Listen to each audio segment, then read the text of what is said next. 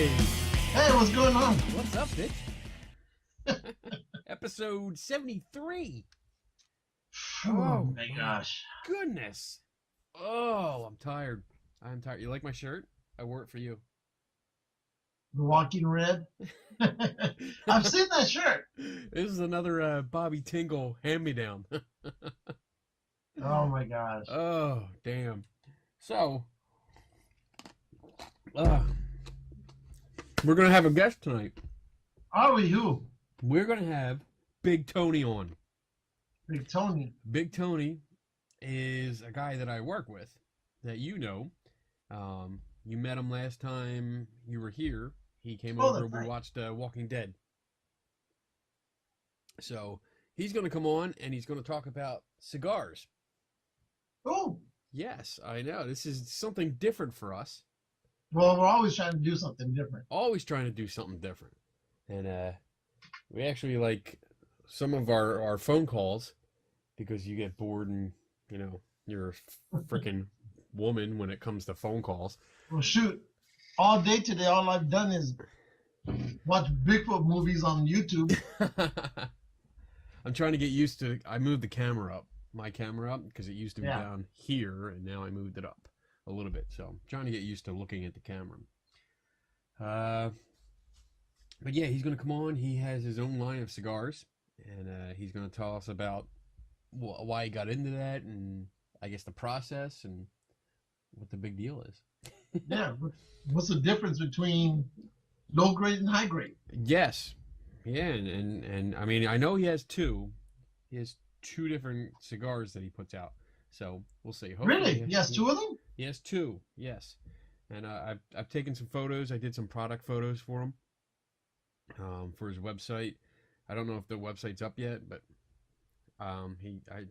we'll find out. We'll let him tell the story.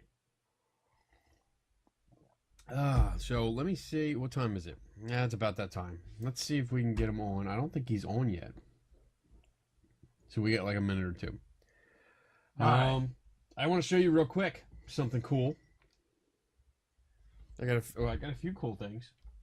Like what? First, I got a lightsaber. Got a new lightsaber.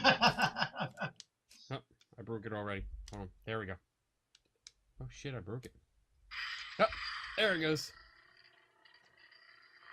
I didn't change the batteries yet, so. Apparently, it sounds like it's a dog gnawing on a bone.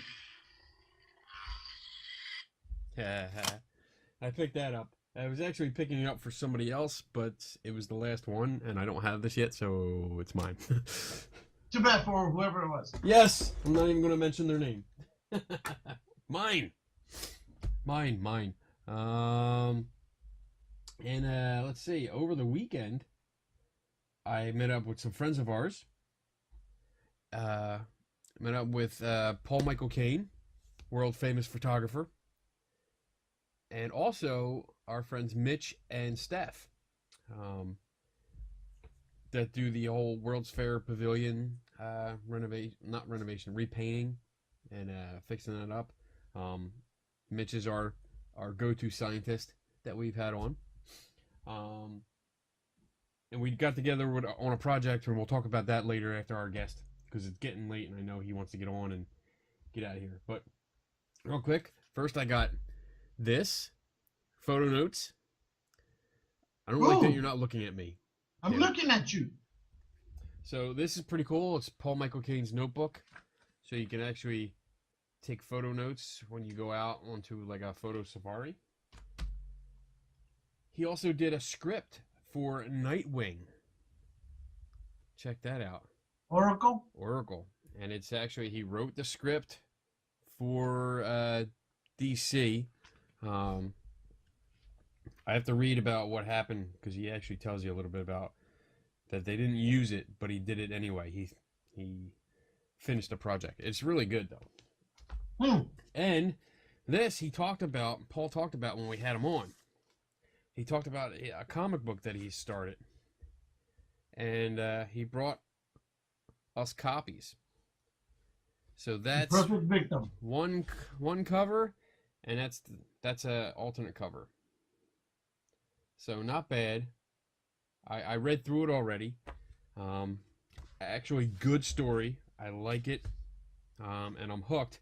And I was kind of upset because when he gave them to me, he's like, "I'm going to tell you right away, there is no issue 2." And I'm like, "Well, son of a bitch, what the hell?" Yeah. That boy has so many projects going on, that he kind of jumps from one to another. He gets one done, and then he moves on to another project. And this has been on the back burner. So I informed him in a very stern manner that, Paul, finish issue 2. Just do it. Yeah. Just do it. Don't give me no lip. Don't give me no complaints. Just do it because I'm hooked and I want to know the rest of the story. Exactly. And end it in issue 2. Tie it all up in one issue. Yeah.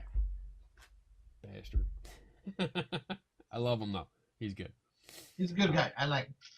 And then Mitch and Steph, actually, they got me something, which is just as cool. They do the World's Fair. They work at the pavilion, the park where the New York World's Fair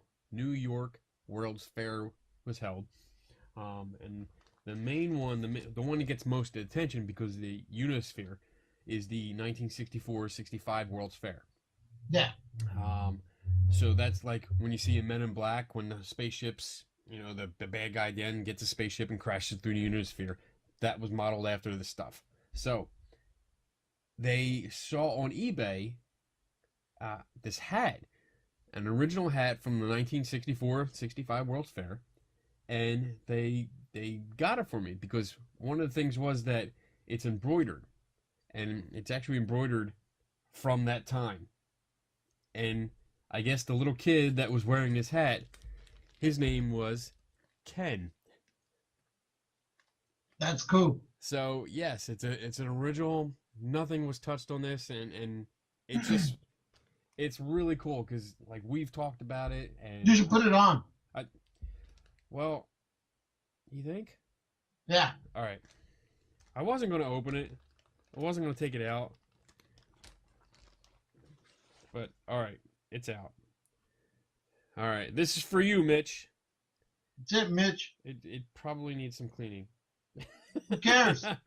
Here we go. Yes, it's definitely a kid's hat. It does not fit. Side view. Side view. Side. Oh, okay. We don't know if you're white or black. There. So, is that good? Is that good? There like you go. So yeah, it could use some cleaning in there. It's got some discoloration. I'm gonna take a shower after the show. Things to do for you. Yes, that was for you, Mitch. So that was it. That was me. That's what I got, and I'll tell you the adventures that led up to that after we talked to Tony because he said. The only thing I got this week. Let's see. Is this? Remember a few weeks back? Oh yeah.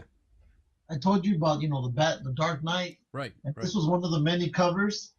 Well, this is issue number 2, but it's a hardcover. Now, of course, I got the regular comic book ones. But what I didn't notice is I've noticed that they're all in black and white, right? Okay. I didn't notice until by accident when I was putting it away. There's color, so that means as these issues go along, because I'm assuming they're all accompanied by a hardcover, right? And you put them all lined up next to each other, something starts to appear. Yeah, you're gonna have a picture. That's awesome. So I didn't know that, and it's not stated there. Not that I'm gonna. The other one hasn't been opened. This one's not gonna be open either because these are also limited. Right. But now I'm dying to find out what the final picture is when you get them all together. Because I was thinking, originally they said there was going to be 4 books. But I'm thinking, whatever this is, it's going to be more than that. Yeah. It has to be more than that. Yeah, so, I agree. But so far, I think I can tell it's going to have Batman involved because there's like a dark blue here.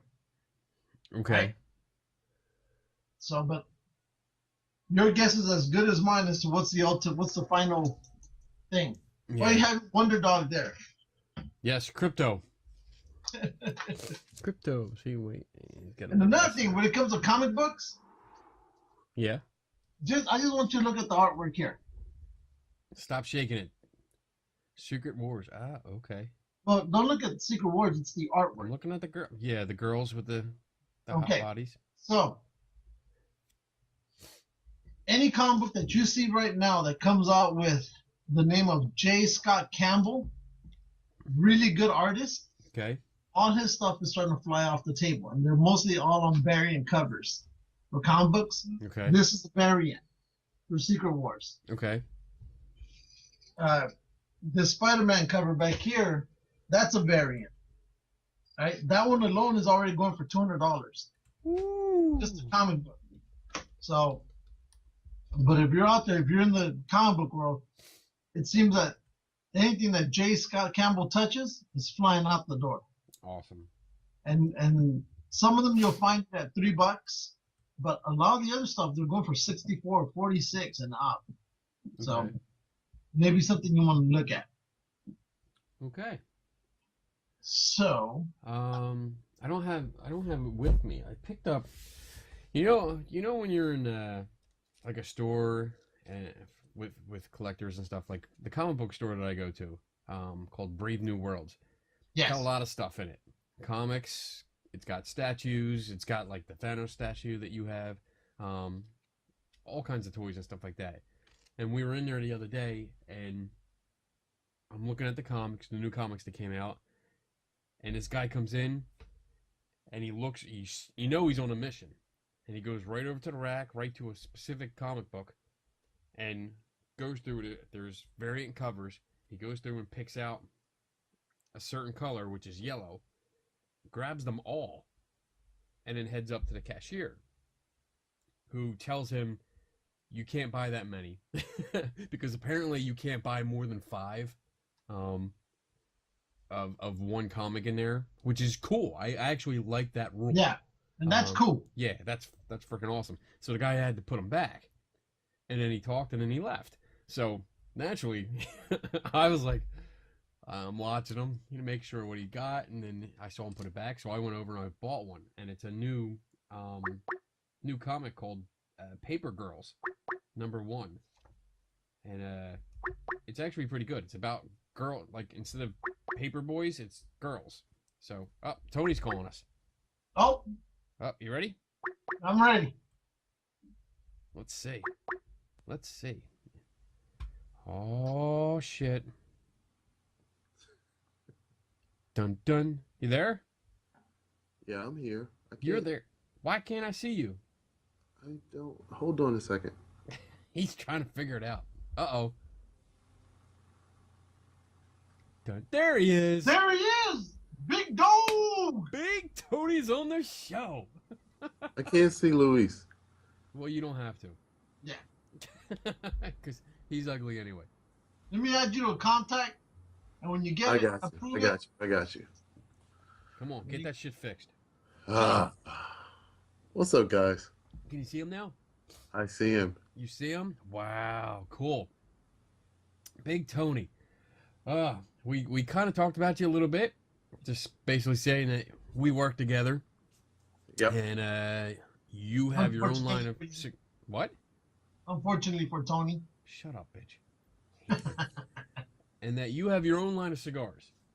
Yes. So, this is the kind of show we like to have different things on. We talk about everything. We know you're into, like, geeky kind of stuff, too. But we want to know about your cigars. We want to know, like, how you got into it, what the process is, the label you got them. So let's just start. Why? Why cigars? Well, like anything, you want to do something that you enjoy. Mm-hmm. I enjoy smoking cigars, and I enjoy beautiful women, but I'm married, so I had to go with the cigars. So, yeah, that was why. Actually, the reason I got into it was, at first we were trying to do a car, the whole Lamborghini thing, and we were trying to do vehicles. But as I talked to kind of like my mentor, who's the ex-CEO of Lamborghini. No, it's not you, Lou. No. He was just asking me. He was like, "Well, why not just do the merchandising and lifestyle?" Because he was like, if you think about building a supercar and doing the whole thing, yeah, you might sell 14 of them and make maybe $1 million profit or whatever off each car, but that's only 14. He's like, why not be like Ralph Lauren? So it made sense. So that's when I started thinking about doing the lifestyle brand, and that's when I came up with the cigars. Okay, so I mean, I know the story about the car, but nobody else does. So Yeah. you actually had an idea about a supercar? Yeah, actually, what happened was a long time ago, I wanted to build a supercar. I got a rendering of the supercar. I released a press release. Within the first week, I had over 250,000 hits. Wow. Nice. I was doing We get interviews. that every week. Yeah, well, of course. That's pocket change. Yeah, it's pocket change. Pocket change. So that attracted the attention of a guy. Hey, Lou, a Mexican guy. See, we're important. Yeah, it was a Mexican guy named Jorge. Oh yeah.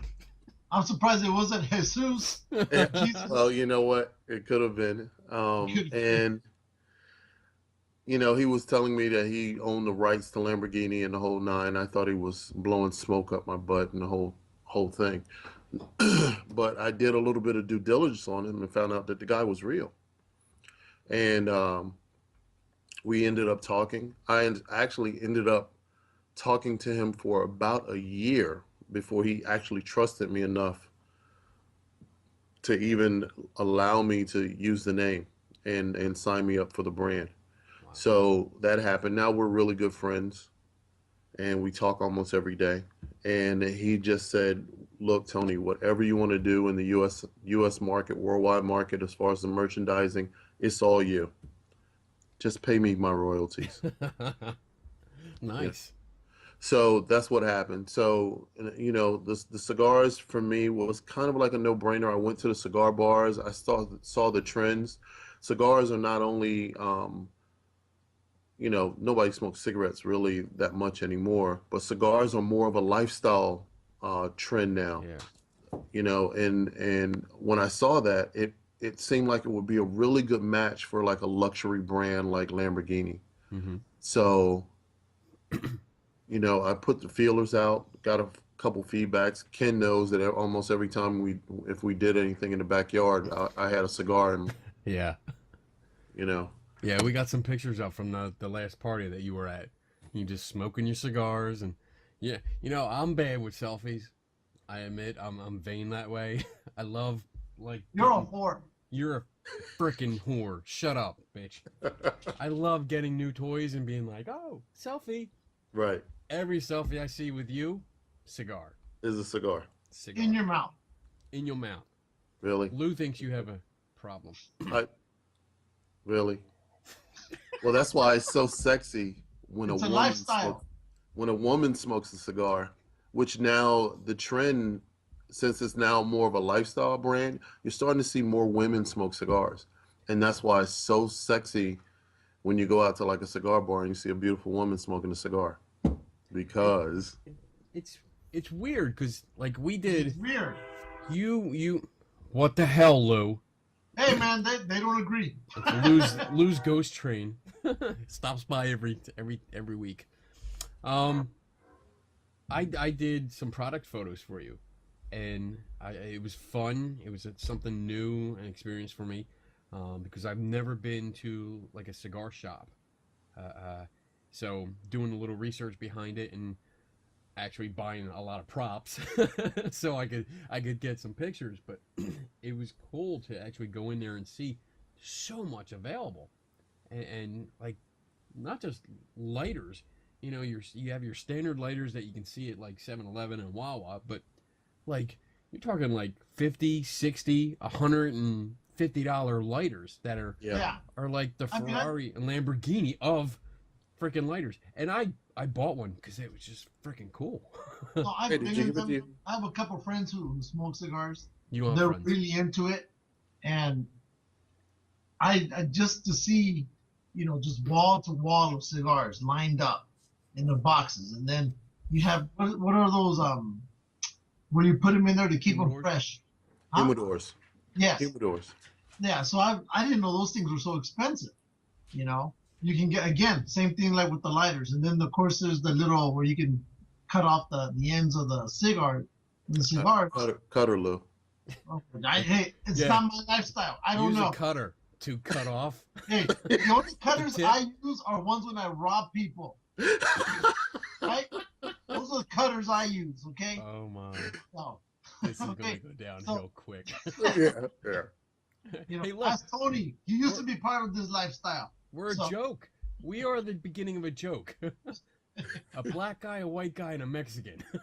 Walk into a bar. Walk into a bar. Here we go.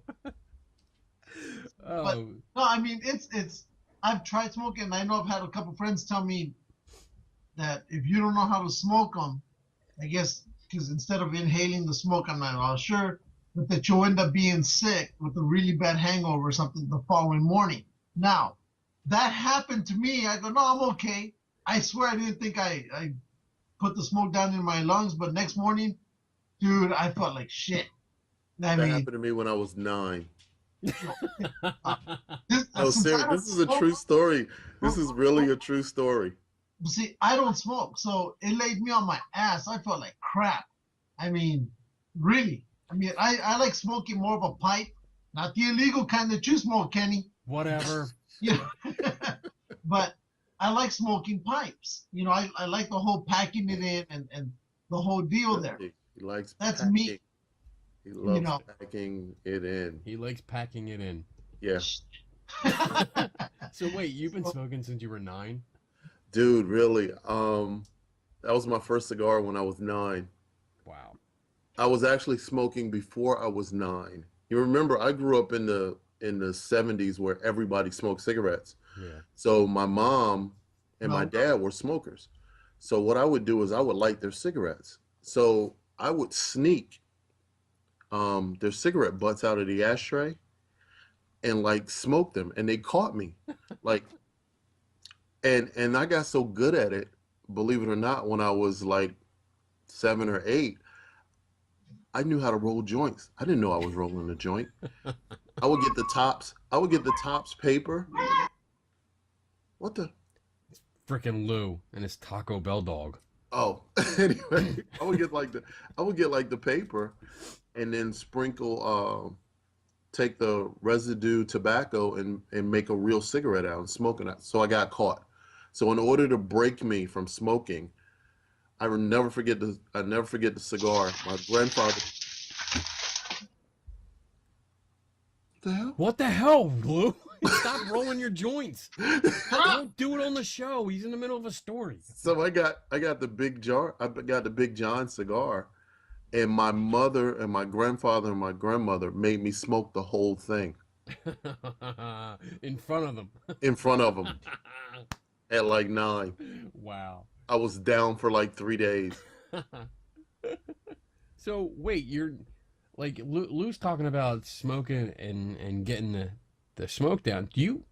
How do you smoke a cigar? I thought I was faking when I puffed it because I would just take it and blow it right out. Is that what you're smoking a cigar? That's exactly what you're doing. You just play with the smoke. Score. You were smoking a cigar. Most people, when they smoke, they play with the smoke in their mouth and they taste it. And if you hear the experts, they go, "Ooh, it's just a hint of cinnamon, a hint of peppery, a hint of this, and a hint of that." I could never taste that, honestly. I can taste the smoothness of a cigar, and I can tell the difference. For a long time, I couldn't tell the difference. I was like, "Oh yeah, it's just smoke. Okay. It's just burning tobacco." But as time went on and I started smoking more and more different varieties of cigars, I could honestly tell the different in flavors. And I'm really, really partial to my own cigars. It's like one of the smoothest cigars I've smoked in a very, very long time. I'll agree with you on the smoke, Same thing with the pipes. They come in different flavors, vanilla, you name it. So I know exactly what you're meaning, but Vanilla. sometimes I like when Such a it girl. actually makes the rest of the house smell nice. That's true. And they do. They make the house smell nice. Now I don't smoke it. I don't smoke the pipe a lot, but everyone do you smoke? Yeah, Tony. Oh, I smoke every time I walk the dog because I can't smoke in the house. So it's every day. I agree with. I don't walk the dog every day. I agree with you guys. Like I can't stand cigarette smoke. I think it sucks. I think they stink, and people that smoke cigarettes stink. Right. If you're offended, oh well. But cigars, I love it. I love the smell. And there's one guy at work that always smokes. Well, he smokes a pipe, and then there's another guy that I've seen smoke cigars when he comes outside, and I love that smell. Like walking to the car, I'm like, oh, that's nice. And yeah, Kenny's told me about him. He wants to go up to him and just grab him, give him a big old wet kiss. And, I love the way you smell. Come to me. So that's what Kenny tells me when we're talking. Don't get red, Kenny. The truth is out. I hate you. I hate you. Anyway, it's cool. Like when we have. He would try that with you, Tony, but you're too tall. He can't reach you. The parties that I have here that Lou is never invited to again.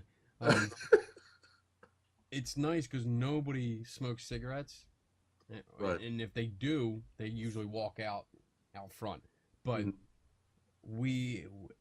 there's like a group of guys that like go crazy when somebody pulls out cigars, and we used to smoke in the garage to keep it away from everybody, but the smell was really nice. I mean, it's nice and almost pleasant. It's something. There's like a calming thing. It's like when you come home and you have like a nice. I mean, for me, it's like I mix nice rum and coke, and just sit and relax. Mm-hmm. But it's that scent is like relaxing, I guess. So now, Tony, what do you? Oh, go ahead. Go ahead. No, go ahead. Okay. Tony, when you're smoking your cigar, what do you drink it with? Brandy, wine, a Cavassier, what? Cavassier. Do you say it, Cavassier? He did. He said that.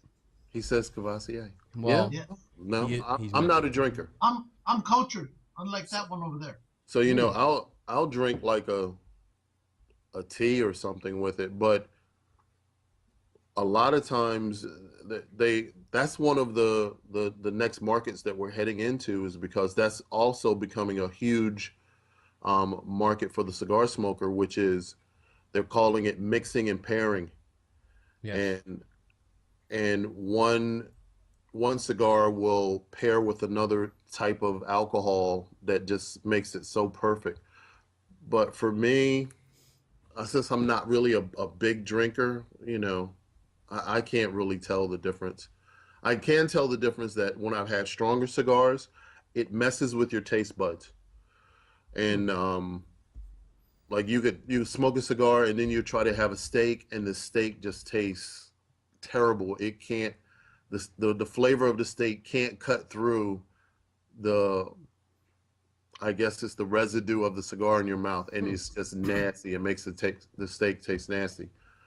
So, but fortunately, the cigars that I have, they're kind of like a lighter, full-bodied smoke, and they just really, really smooth. They don't affect you. They don't affect your taste buds after you smoke it. And it might just be because I've been smoking so many lately, but maybe. See, when I've seen you smoke, I always expect you to have a velvet jacket. Well, hey, that's part of the lifestyle. That's it. A smoking jacket. That's what I'm saying. I need to see you in like a burgundy velvet jacket with a brandy in one hand and your cigars in another, whatever. We got to do that. One day I'm going to take Ken to, Why if can't you're here, Lou. Yeah, you're not. You're in California. Yeah. I'll be out there in May. Oh, okay. We're going to go out to the cigar bar and let you experience the culture on how big this thing has gotten and how people are just so when they smoke cigars, because the Ashton Cigar Bar is very, very high-end bar. Ooh. When you walk in, it is beautiful, and the people. So after our Bigfoot hunt, we'll go to this cigar bar. Do what now? The Bigfoot hunt. A Bigfoot hunt. Yes. I wear size 15. Don't come hunting me. No.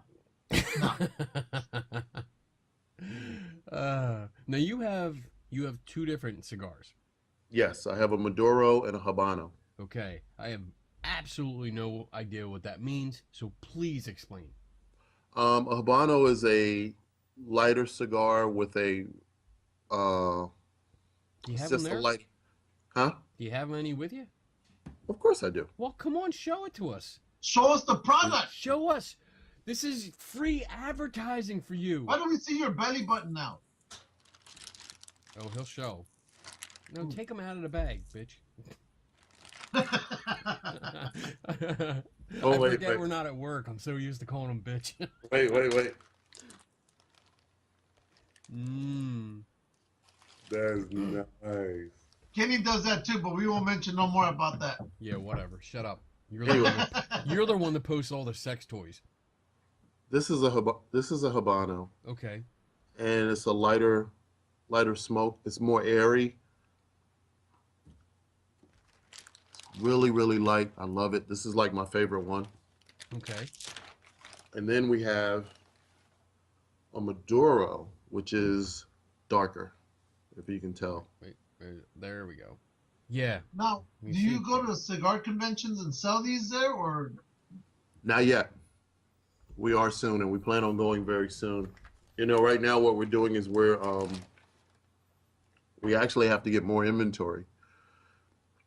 And then we are going to call a Lamborghini and park a Lamborghini Ooh.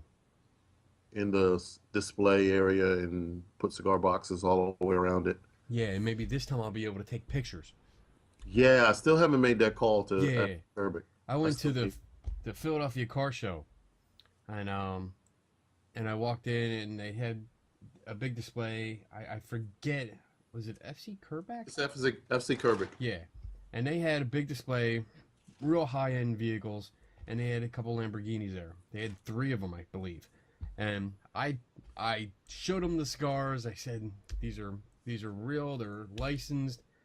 All I want to do is get a picture of the cigars with the badge, like the Lamborghini badge on the car, and they wouldn't let me. They wouldn't let me come in. They wouldn't let me do it because they were afraid about, their dealership and licenses, and if it's not approved and this and that. I was like, it's freaking badge. That's See, all I if you were wanted. Mexican, you would have done it. You would have done it, yeah. Right. But you got to wouldn't imagine. I wouldn't have asked. I'd have just Imagine done this. I introduced myself, and this actually happened. I go to one of the largest car shows in the world, usually yearly, which is SEMA in Vegas. And I was walking around. Yeah, Lou. I was out your way.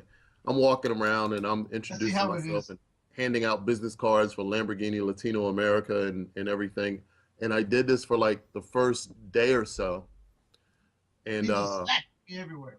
you know, people look at the car and they look at this big black guy and they're like, Latino America, Lamborghini, what the hell? Hey, hijacker! Yeah, He hijacked your race. yeah, you know what I'm saying? You're not. Shook Knight!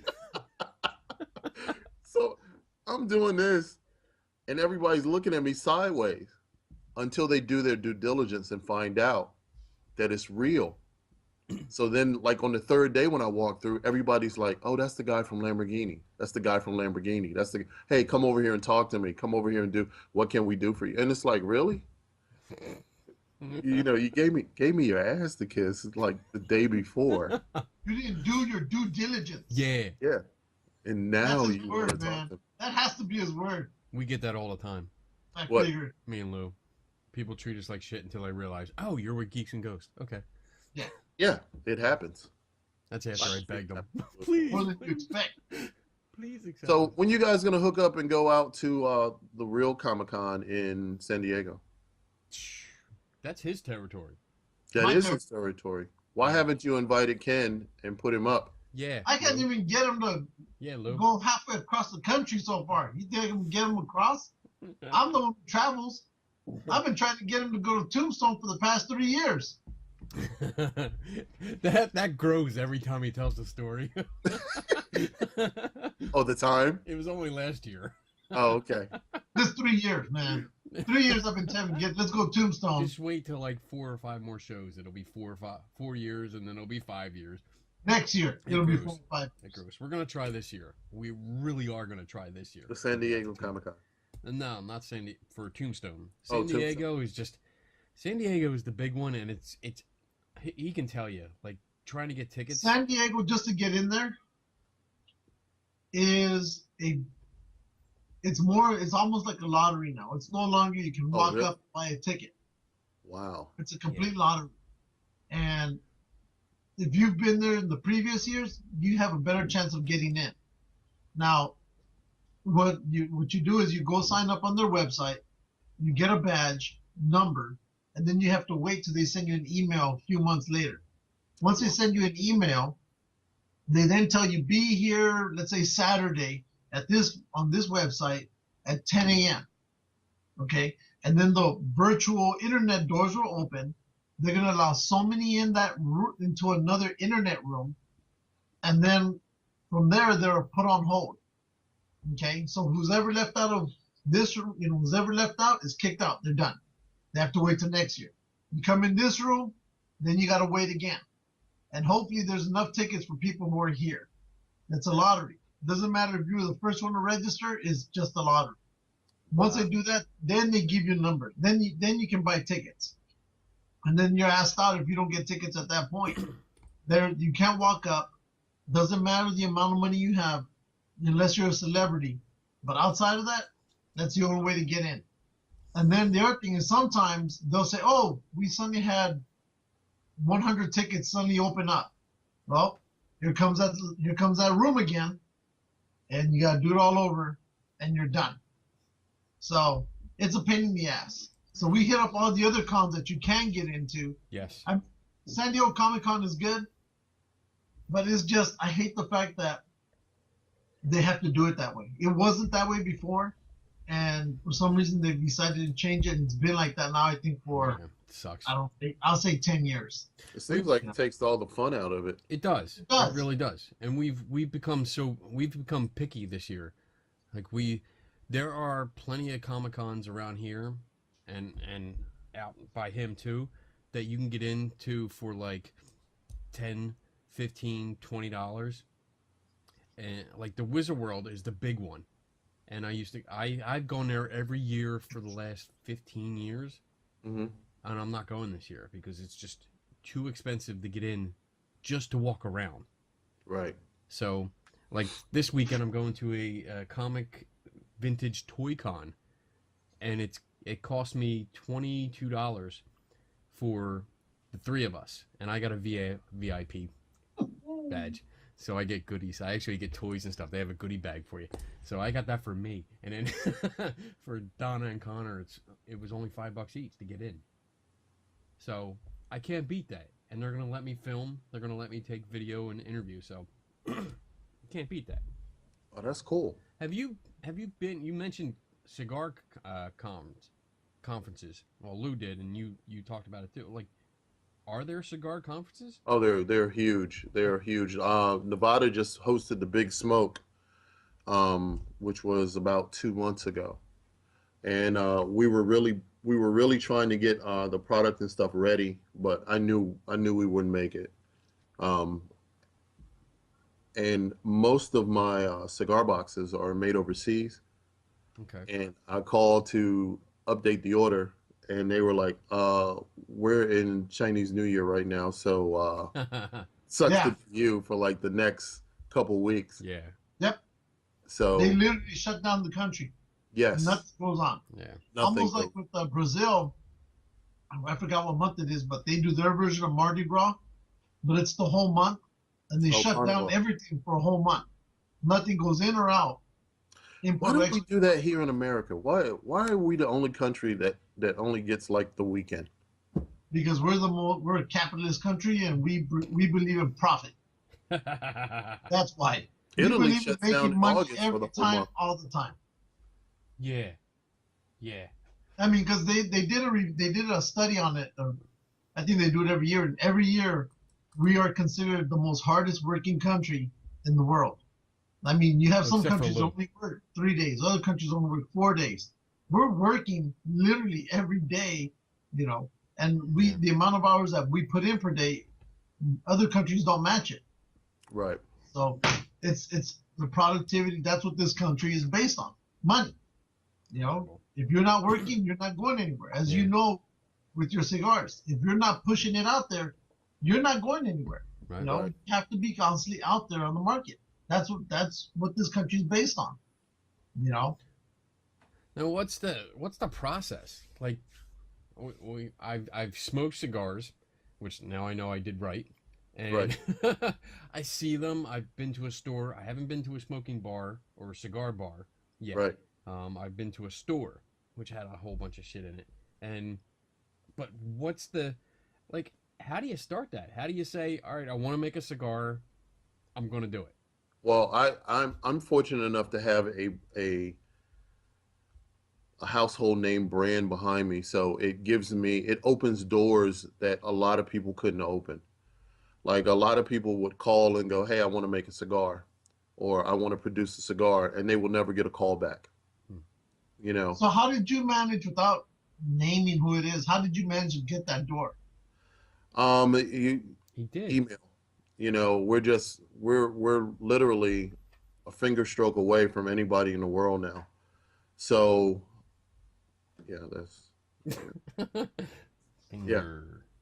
there. Yeah, I sent out an email, and at first I was gonna go with General Cigars. General Cigars, they're like the Chevy of cigars, and which means they just make millions and millions, and they're not hand rolled or anything. But because I wanted to stay close to the brand lifestyle and the way the automobile and everything is made, I wanted to go to a small specialty boutique.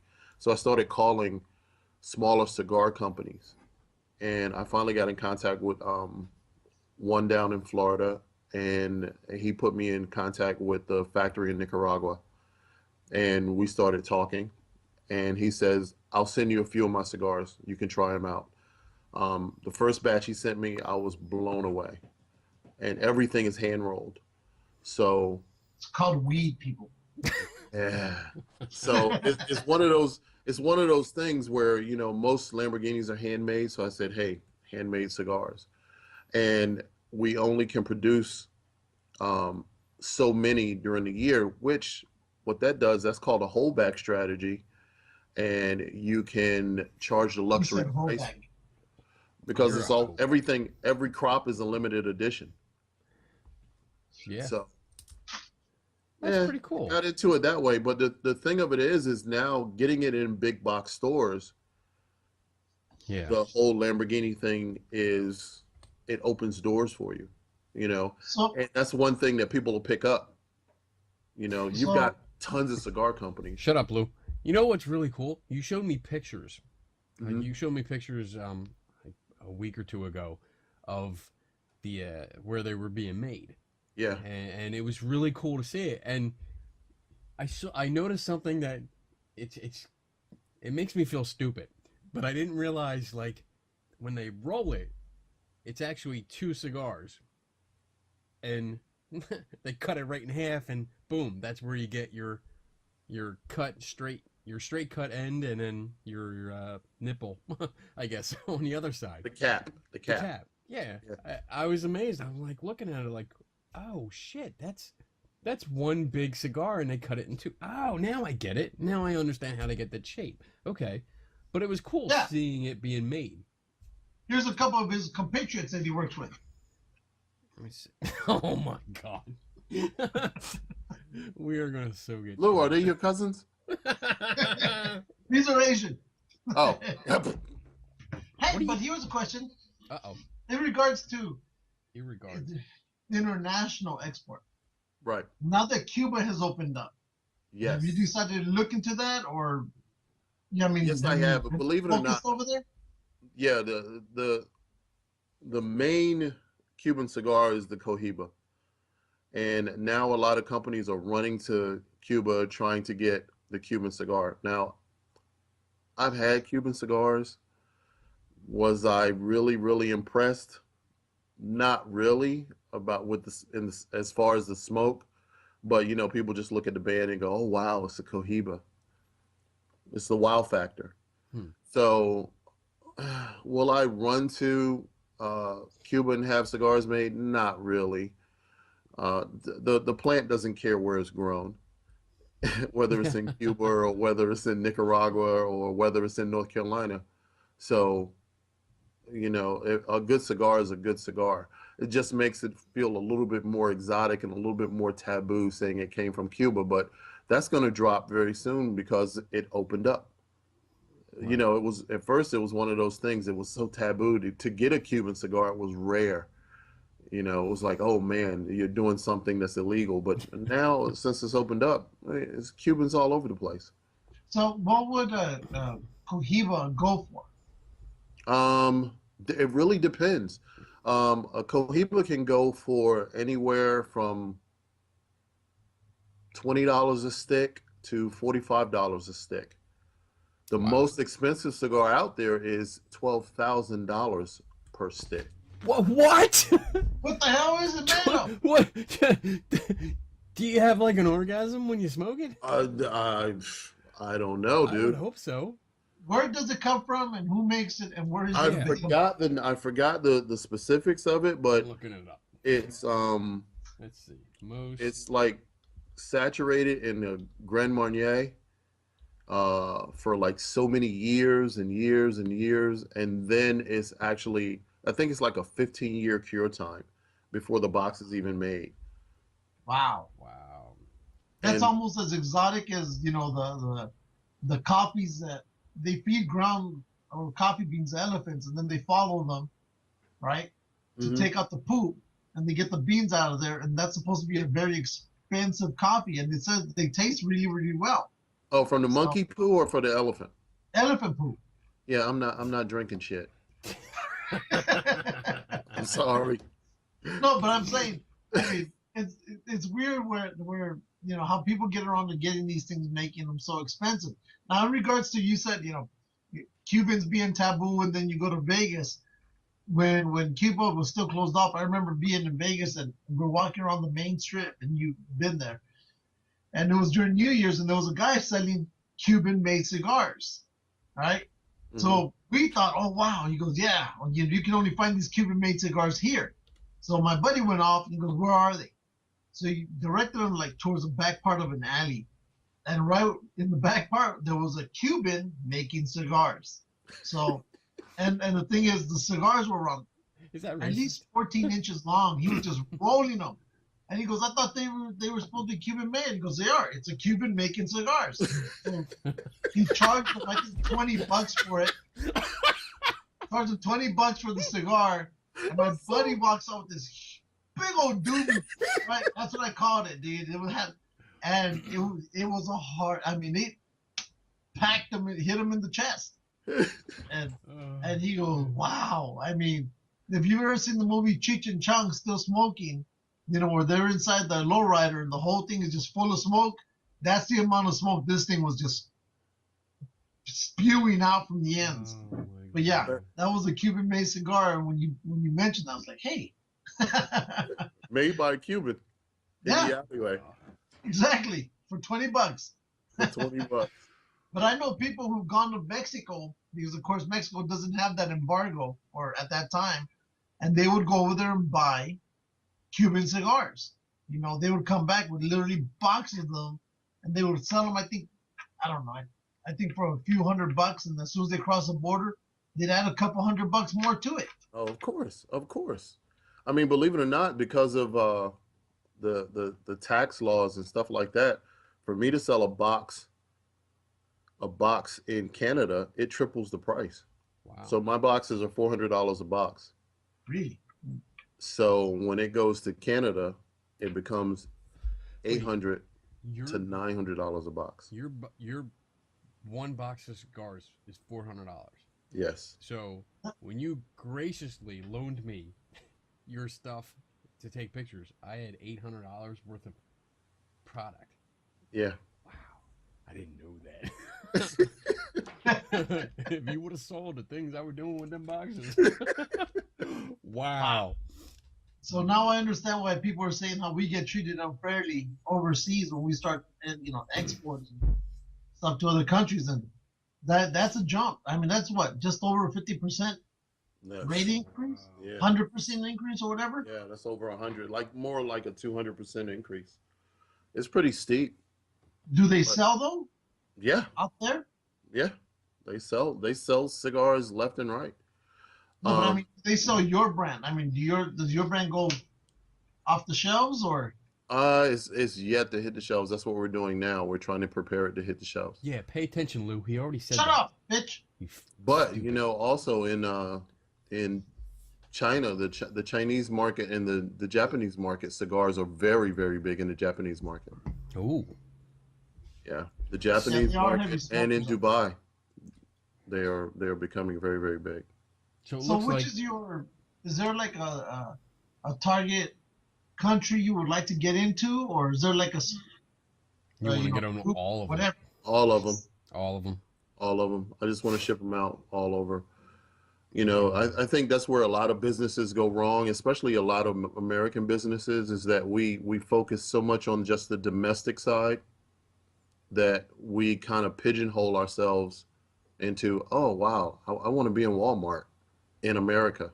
Yeah. But you really want to be in Walmart worldwide. You want to Yeah. be in every sector of the world when Like they walk us. around. Yeah, Yeah. Yeah. We're a that's household exactly what name. you want to do. So I looked up the most expensive cigars in the world. And it looks like number 2 is a double Corona Regis cigars. Sounds The most familiar. expensive cigar line does not come in a special package. It comes in solitary stick. Regis Cigars Limited created a special edition of the double Corona cigar and sold them to a businessman so and so for a hefty $54,000. That was for one stick back in 2013. And of course, the most expensive ones were Mayan, Yes, the ones yes, that were dug up. yes. This is actually interesting. This will fall in good with us and what we like about history and cigars. It I looks like the remember. ancient people smoked tobacco. This is pretty much what the 800 pre-Columbian cigars unearthed in Guatemala back in 2012 point out. Data analysis says that the cigars are at least 600 years old and still fit for human consumption. When news broke out of the ancient cigars, tobacco enthusiasts lined up for a taste.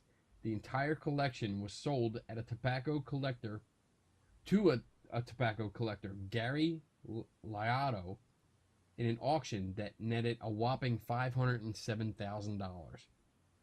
That's pretty freaking awesome. That you could dig up and find cigars that were 600 years old and they're still good to smoke. Well, when I go home, my new mission now is when I grew up in North Carolina, which is the Tar Heel State tobacco country. So I grew up priming tobacco and picking tobacco and the whole nine. Yes, I was a migrant worker. Anyway, Wow. Go ahead, Lou. Go ahead. Fire one off. Look at yeah, that. so Minorities rule, man. yeah, I I know. feel you struggle. I like the white guy. So, I grew up priming tobacco, but now I go to like all of these old buck barns because sometimes they have sticks of tobacco that's been at the top of the barn for like 50 years Damn. and they've just been sitting there. So, to grab a couple of those sticks or buy them from the barn owner and then have them rolled as a 50-year age leaf would be tremendous. What's the deal with the humidors? Like you, because when you gave me the cigars and stuff, after a while, you wanted them back because you wanted to put them in there so they wouldn't, I guess, go bad. Is Right. that what happens? They get They go dry. bad. Okay. They Shut up, get asshole. they get dry and the outside wrapper cracks Okay. and the freshness and the full bodiness of when you smoke it goes away. So it's just a really dull and flat smoke. Hmm. Um, you would have to experience it to know it. Like the cigars that you have now, Yeah. if you don't put them in a like a Ziploc bag and take like a little piece of something to moisten them, eventually they'll dry out. And when you give them to him, when he lights them, they'll smoke real fast. And if the wrapper cracks, it'll be even hard to pull smoke out of them. Oh, okay. So how long can a humidor extend the life of a cigar? It can extend the life of a cigar indefinitely. Wow. Really? Wow. And I guess, well, from this news report, if it's the right conditions, the environmental conditions, which I guess would be matched by what the humidor does, Right. then they could last forever. Right. Wow. So all those cigars you have in the bag, are they going in the humidor, or do you just have them laying around the house? No, they're going in the humidor. Right now, the humidor's full. Yeah. So I had to put them in a bag and then take a wet towel and mash it out and then stick it in the Ziploc bag with it. So I'm making Really? a little, Is that like a poor man's version of a humidor? yeah. So that's what you should do, Lou. I should. You should. It's a poor man's version of a humidor. We got one, like when we went to the cigar shop, we got a cutter, we got Nobody cares. really so how many awesome humidors do lighter. you have, Tony? Shut up, Lou. And we got a humidor, and I took some pictures. I actually didn't use the humidor, but gave it all to my father-in-law because he's Right. into the cigars, and we're gonna set it up, and because the old man, he's an old man. We're gonna have him dress up, and his buddy, and they're gonna smoke at a bar, and I'm gonna get some pictures of that, smoking your cigars. Okay. So, but I'm not paying no $400. You're just gonna give me samples for free. So That's the way it works. that's Yeah, I see White that. man is smoking again. there you go. No, I already made a deal with him. I'll keep doing pictures, and you just take me with you when you get all rich and famous. I just want a corner office. Me too.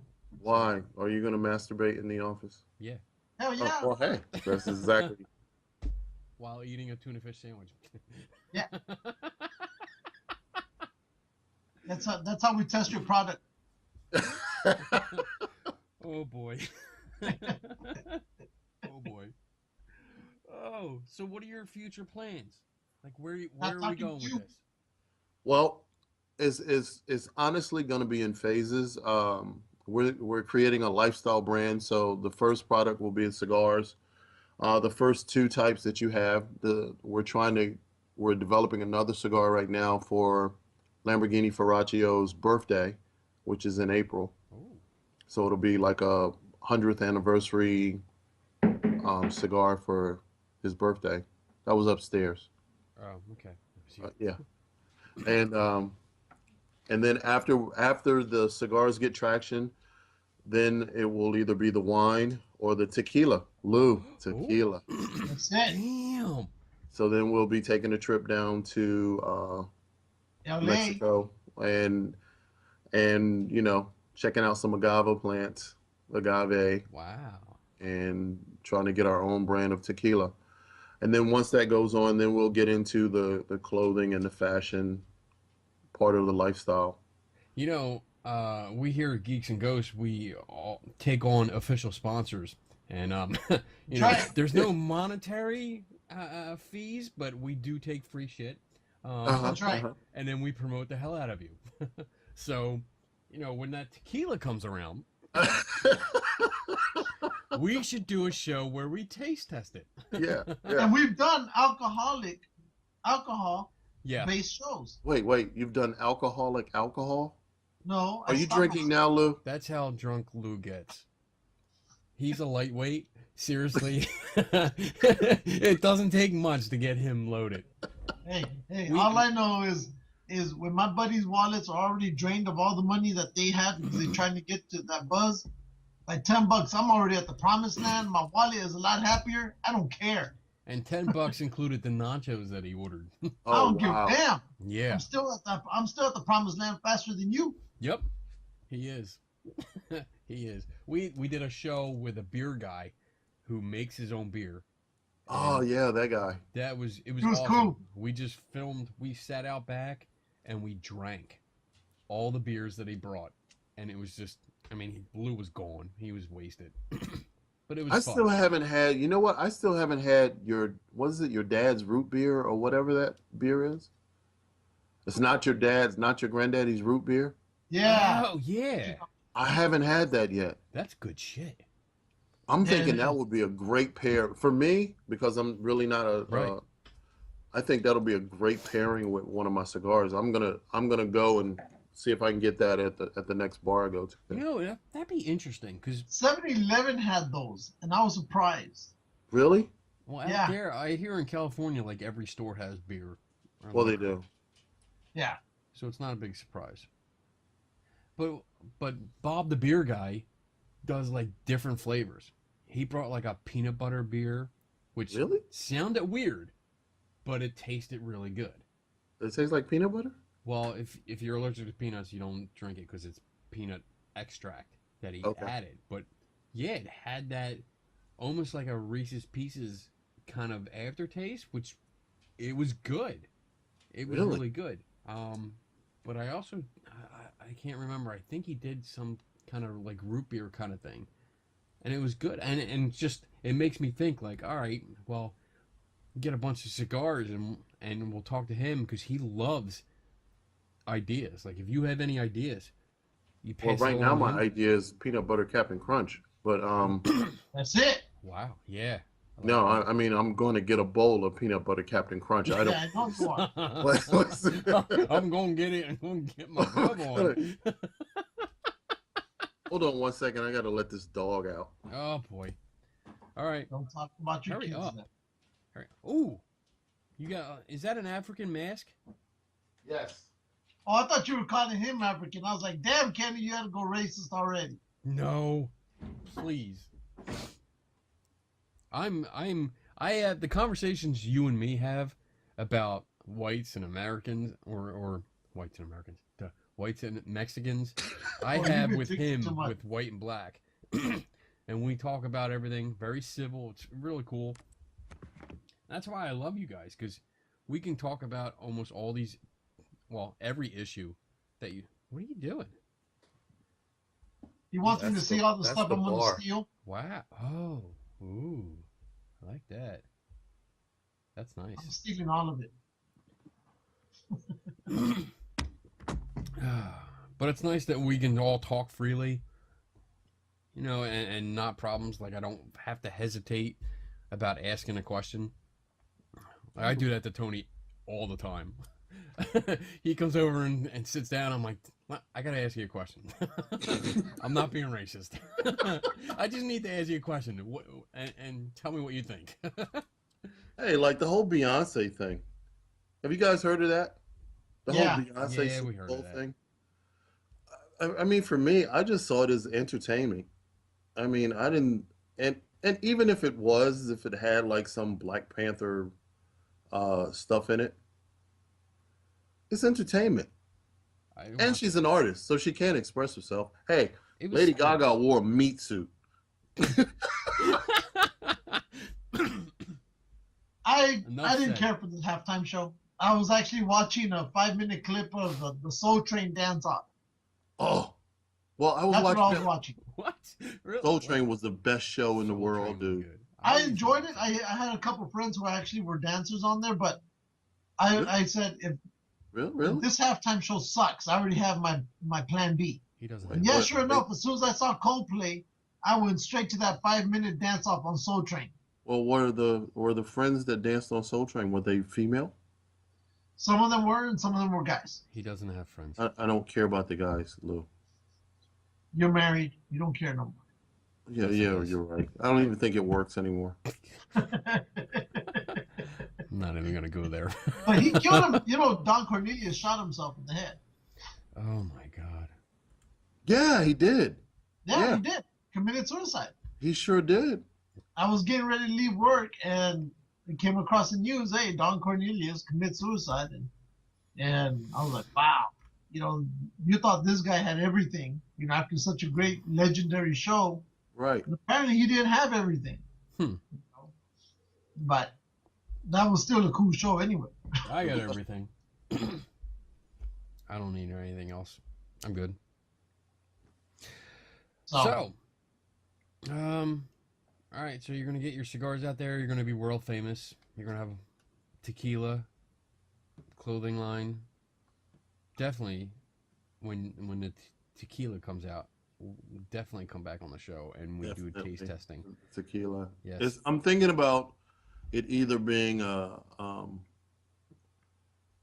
a competition with Patron. Oh. Or, actually, when you look at the reviews of real tequila drinkers, they don't really care for Patron that much. I'm not a tequila drinker. I mean, I'm going to drink it. Let's ask Lou. Dude, Lou. What's up? Lou. What do you think of tequila?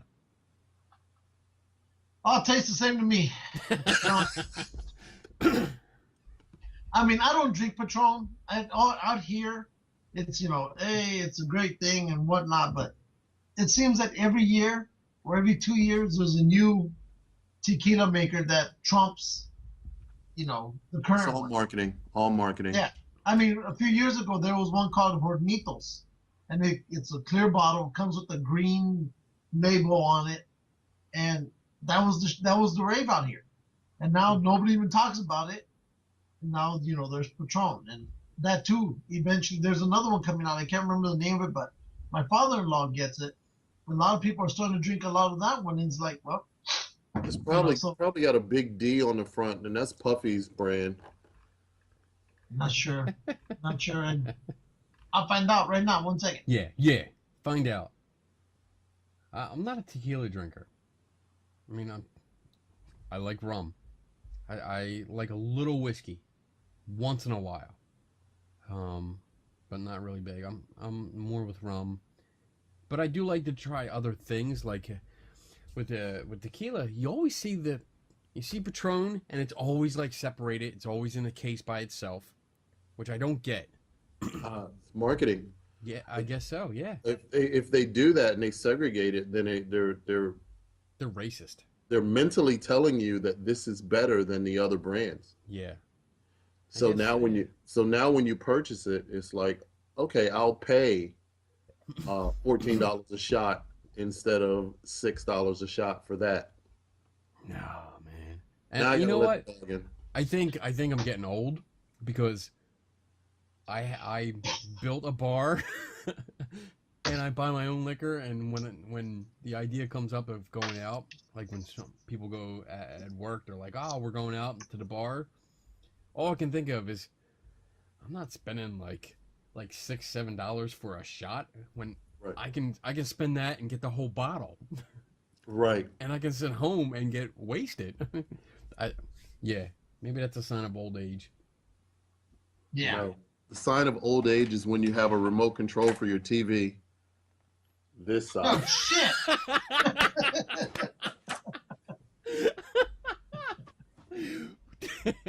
Man, are your eyes going that you need something that big? Of course. He likes it big. I like everything big. He's a big boy. Yeah. He's Big Tony. He is. Yeah. I'll be right back. There was that picture of the three of us, and you were the short one. You say you're going to be right back, but you're only going like 3 feet behind you. Well, no, he goes to the door upstairs. See, can you hear the barking? No. Anyway, I gotta go let him in. Okay. Not a manly dog, because even my little Chihuahua makes more noise than that one. We'll talk about you. There he goes. There he goes. There again. He is. He left. Typical African American, just leaving when stuff gets better. Just like their jobs, constantly leaving from work. Oh, You're boy. not supposed to. Oh. Man. Oh, man. This is why we'll never be famous. Oh, man. So I think we talked about cigars all we can. You think? Yeah? Huh? What else we got? On cigars? You have a story.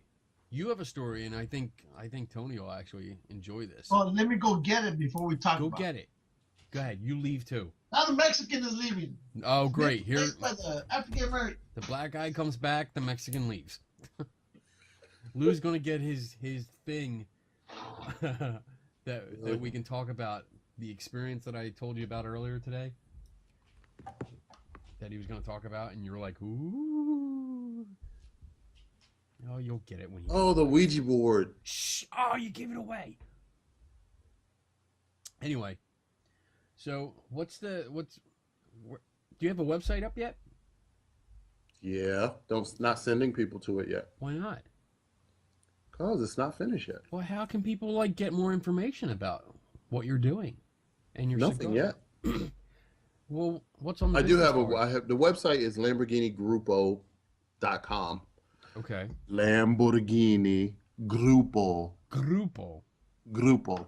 Grupo. That's how they say group in Spanish.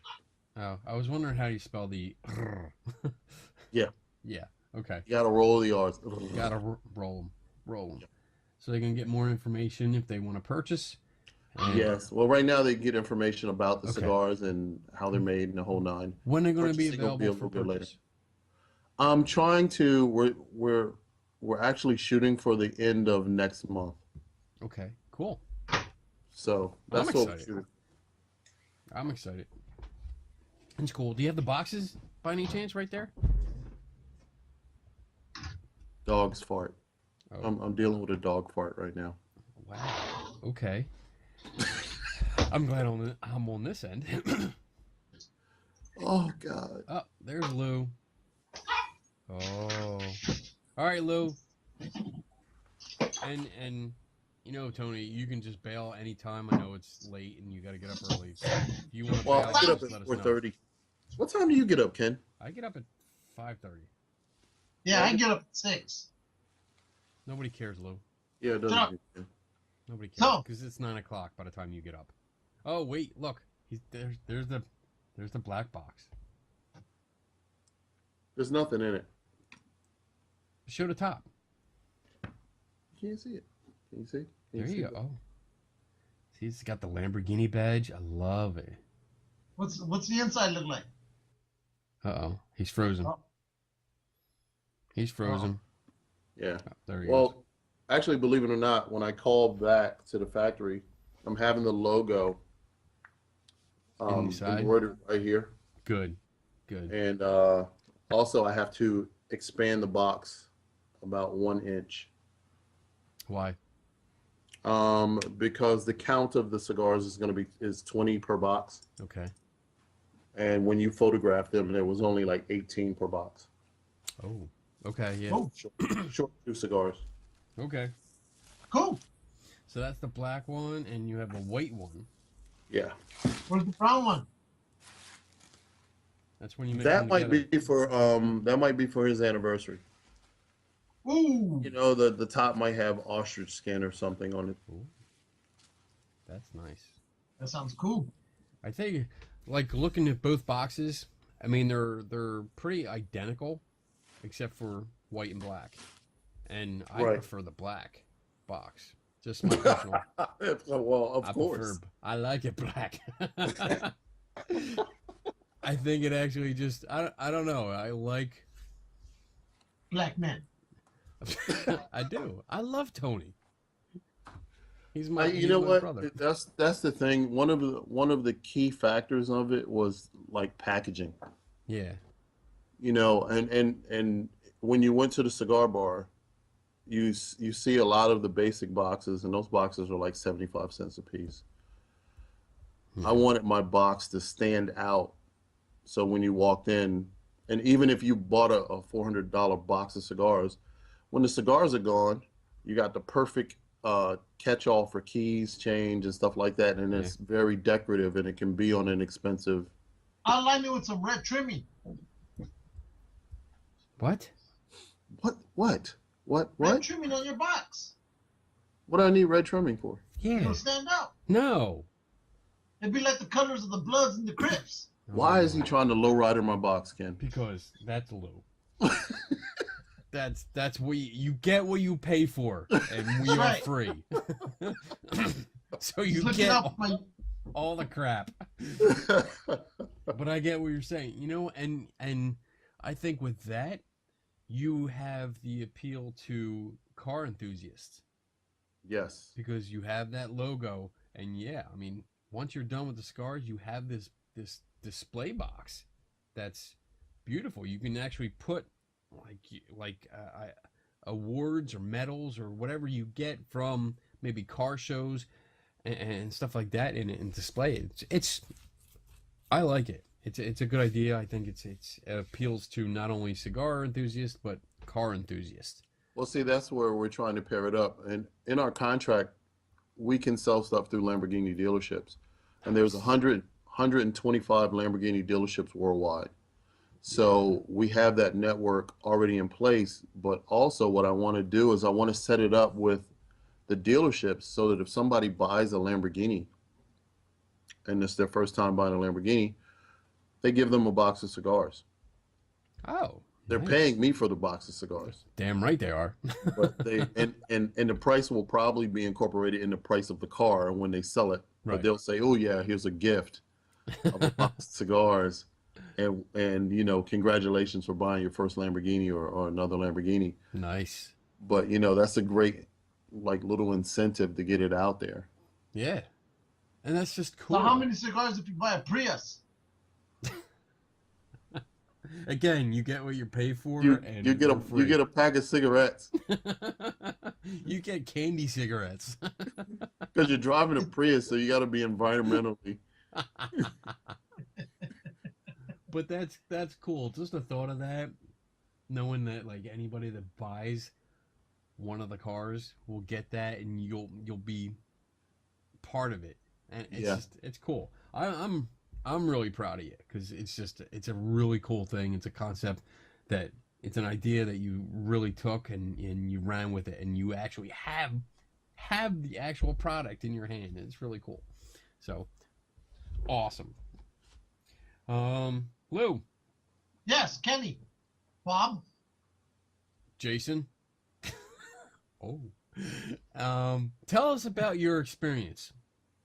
Oh, we're talking about that box I We're got? gonna switch gears here. And we're gonna let Talking Tony, about that box? yeah, that yeah, box. yeah.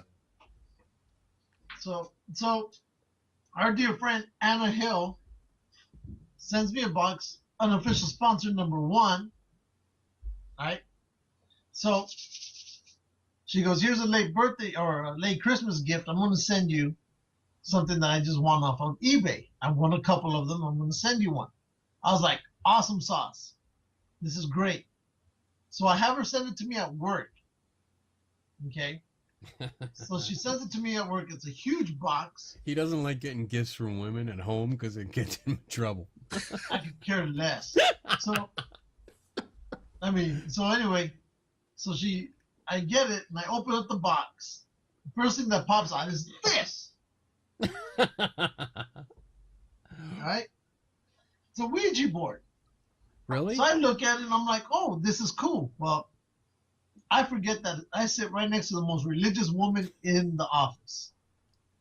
And she literally starts to have a meltdown. Yeah. Are you going to keep that here? Are you keeping that here? And I go, no, I'm not keeping it here. She goes, you're going to play that with it. You're going to play it here too, aren't you? And I go, no, I just got this. And so she has, you need to take that to your car. I'm like, I'm not walking to the bottom floor and putting this away. Just deal with it. Just deal with it. And this is what it is. So she starts calling the managers over to tell her, you guys, Lou has a Ouija board. You need to tell him to take it to the car. He's the devil. Yeah, literally. And so I look over, and it's one of my friends who's the manager, and he says, he has what? She goes, a Ouija board. You need to tell him to go take it to the car. And he looks at me, and he starts laughing and just walks away. So basically, that literally shut her down. But everybody else in the office started hearing the ruckus. So it literally just started going down the office. And people were suddenly standing up as if I'd committed murder. And I mean, Ouija boards are evil. They're, you're going to bring something into this building. And I go, there's already stuff in this building, and whatnot. And for at least the next 30 minutes to 40 minutes, the place just blew up. Right? over a box. That's what Ouija boards do. That was the evil. Yeah.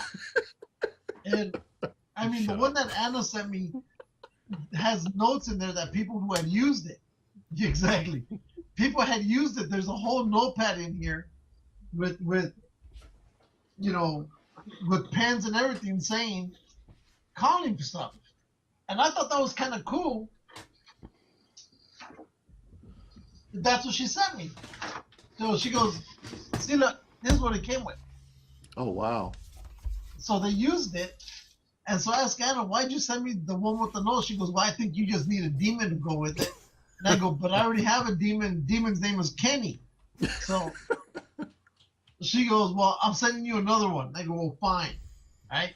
So I've been hiding it from the wife, or I hid it from her for at least a week. Right? Because it was in the truck. So one day this past weekend, she goes in the truck and she starts going through it. And she finds the Ouija board. She goes, what's that? Thought you didn't want one of those. And I go, my friend Anna sent it to me. And she goes, I don't want that in the house. So, Really? yeah. Because between the both of us, she's more religious. I'm not. No, I believe, I'm just not. He believes in me. And so, No, you're spiritual. That's what I am. Okay. I'm more spiritual. So what I had to do to respect her wishes, when I said, let me go get the box, I had to go outside to the truck, get the box, put it on the fence, come back in the house, go into the backyard where I had it laying on the fence, hold it back, walked it out through the backyard, put it back up here in this corner of my little office, and left it there. So when I came back in here, I could just turn around and get it. She doesn't want it in the house. So, but fine, whatever, Oh. But I'm just amazed at the fear that this puts into people. I think it was the early movies back in the 70s. The Exorcist. Yeah. Yes. That really, really drove it home. But Yeah. I don't, And I tried telling that to the woman who, at work. And I told her, look, this thing gets its bad names, whatever, from that movie. It was only in the movie for what, 3 minutes? Yeah. It was in for just over a minute, like a minute 3. Right. That's it. And so she goes, well, you don't know people who've used it. And I go, hello, I used to be a ghost hunter. I've heard all the stories, right? She goes, no, but somebody directly to you. And I go, hello, used to be a ghost hunter. I know all the stories. I've known people who've used it. I've, whatnot. And I go, it's a board. And I go, and what literally changed it for me, here we go, little fingers. What literally changed it for me was our friend Mitch. I don't know if you know him, Tony. No. He's a real scientist, right? And so he created this whole deal to run tests on this thing to see if people run it or not. Was that the And girl come to version? find out after he did a bunch of tests, it's people moving it, right? So for me, it was just okay. So Mitch helped put that fear that I once had over this thing away. So, yeah, no, I don't believe in it. It's going in the garage. There's that one. Yeah, but this one apparently was like the glow-in-the-dark one. Yeah, I have that one too. And I guess people are saying it's a hard to find one, or Kenny would know more about this stuff than I do. That's Yeah, he not just pulled fair. out like 4. Huh? He just pulled out like 3 Ouija boards. He has all sorts of shit back there. You know what? Yeah. You should know this. Ah, he does have that one. Yeah. That one. And that one. And that one. That one. And that one. Okay, so that's 6 Ouija boards. 1, 2, 3, 4, 5, 6. Yeah. He has a wooden one back there, an old wooden one somewhere, I think. Oh, I that's have the spooky one. It's number 7. Actually, no, it's under the table. I have a big wooden one that I made myself. That had specific names on it and different things, and it was for an experiment that I did, which it was successful because it didn't do anything. Right. But yeah, for me, it's just a toy, and that's what it was. If people actually looked up the history of it, they would understand it better. But We have a And lot I was of trying to ignorant tell people. that to that woman, and I go, look, it started with two brothers, and they had a fallout, and she wouldn't listen because she was so embedded in, Well, I guess, in the fear. ignorance. Yeah, that's it comes kind of back how to ignorance. That's But how eventually I was able to calm her down by ignoring her. And and then the receptionist, she goes, "You got what?" And I'm like, "Yeah, I got a Ouija board." And she goes, "I got to go see it." And I go, "No. I just finished trying to get this person calmed down for the past 20, 25 minutes. I don't need to restart that storm. right. So let's leave that alone. And when she leaves, I'll show it to you." So, but it was interesting. I loved it. I think it's pretty cool. I mean, I won't play with it. Yes, you will. I'm gonna but make it's you play cool. with it. And what I like it more is that it has those notes in there. So That's cool. I like that. I like getting, because all the books that I collect, I love when I open it up and see people have written notes in the sidebar and stuff like that, and just especially when they're college textbooks, to see what they wrote and what they were thinking at the time. Because really you're capturing a piece of history. Yeah. Well, yeah, because I love to read, but I collect a lot of old books. He can't read. Right? I have a bunch of books from like 1875, 83. And in there you see their notes that they would write on them. And the way, of course, back then we either spoke or wrote differently. And it's interesting to see what different type of English, but it's interesting what they put down there, So I understand that part. Same thing with some of the Boy Scout guides that Roman has. My son collects Boy Scout books from 1945. Okay. Glad you cleared that up. Oh, yeah, here we go. Never going anywhere with those cigarettes. Oh, man. Wow. So that was good. What do you think about Ouija boards, Tone? I don't. No. I don't either.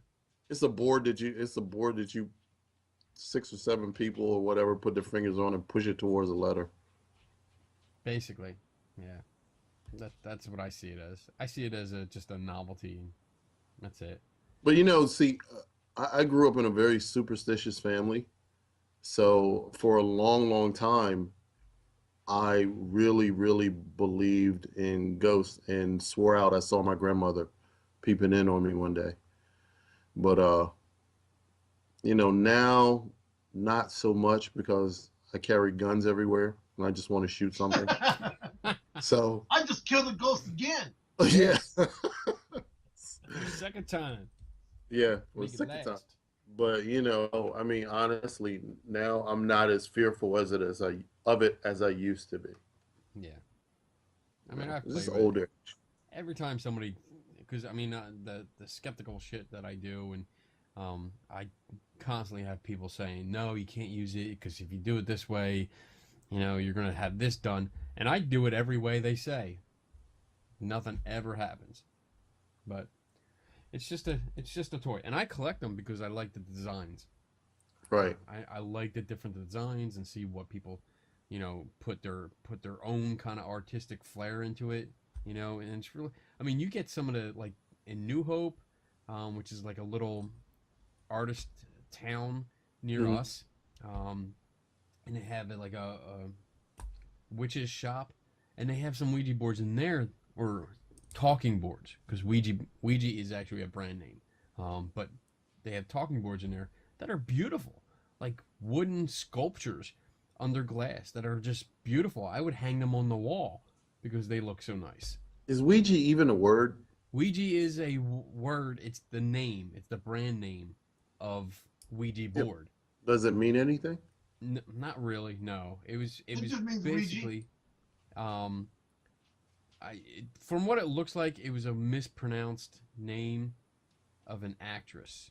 I think that somebody had it on a necklace, and they were trying to come up with a name and said it wrong, but it stuck. So basically, that's how it came. I mean, sometimes you get people saying, well, it's 2 words, like the French and German word for yes, but that really doesn't fit in with the history that I've looked up. Oh, I hate that. You get all these stories because they embellish them and just, Well, you know what? Because I think, people put a spin on anything. That's like when scientists go out to the Egyptian pyramids and they go, oh, they aligned it with the stars and they did all Don't be this, blaming that. scientists.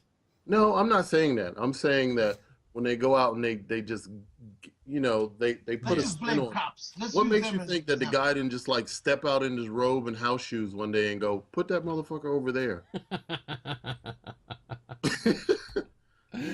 It's a pyramid. Yeah, it's a pyramid. I Yeah. want to see it when I walk out my bedroom. I want to see it right there. Right there. I want that Yeah, view.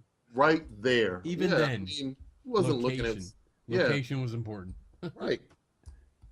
So I don't know. I think people, if you give anything enough credit, people will put a really really good story on it or Yeah.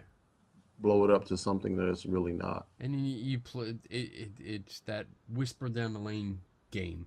You know, people get the stories, they get influenced by other people, and they just make up their own shit, and they start telling, and the story just grows and grows and grows down the line. Now you have like this piece of wood, this particle board that now opens fucking portals into other dimensions of hate and aliens and shit like that.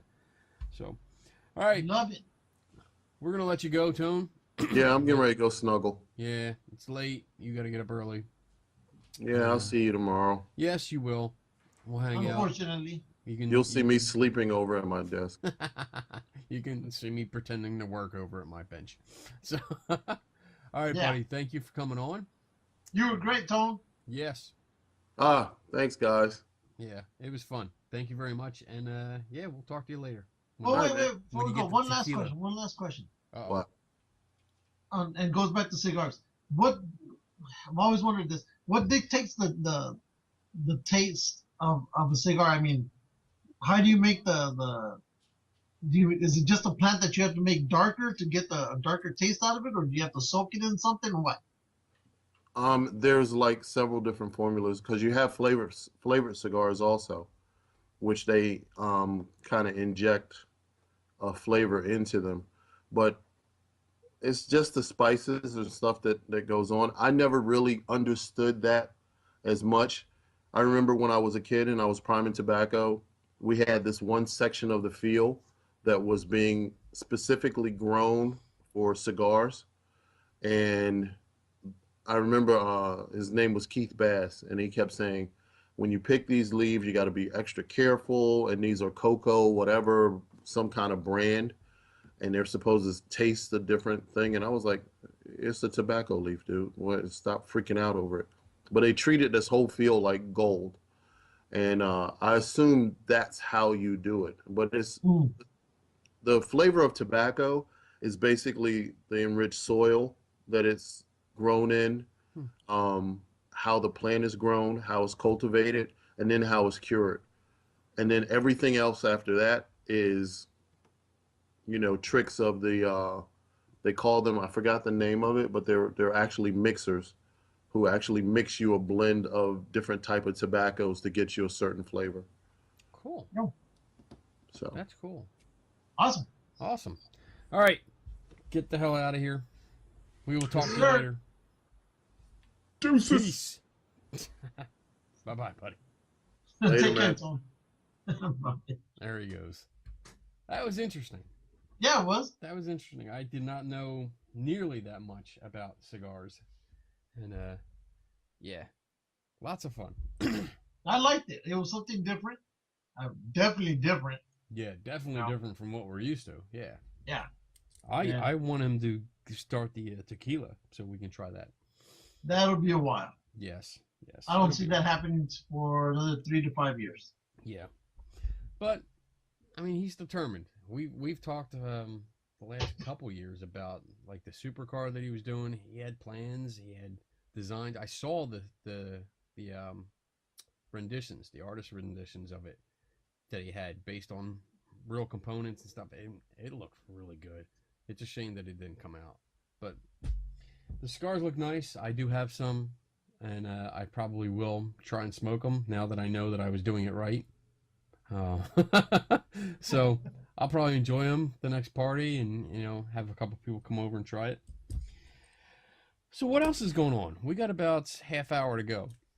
Dude, we got a half hour? You told about your Ouija board experience ish. This past weekend had another Mount Moriah cemetery cleanup, which was Yes, awesome. I saw that. We kind of touched on it earlier. That's where I got my gifts from.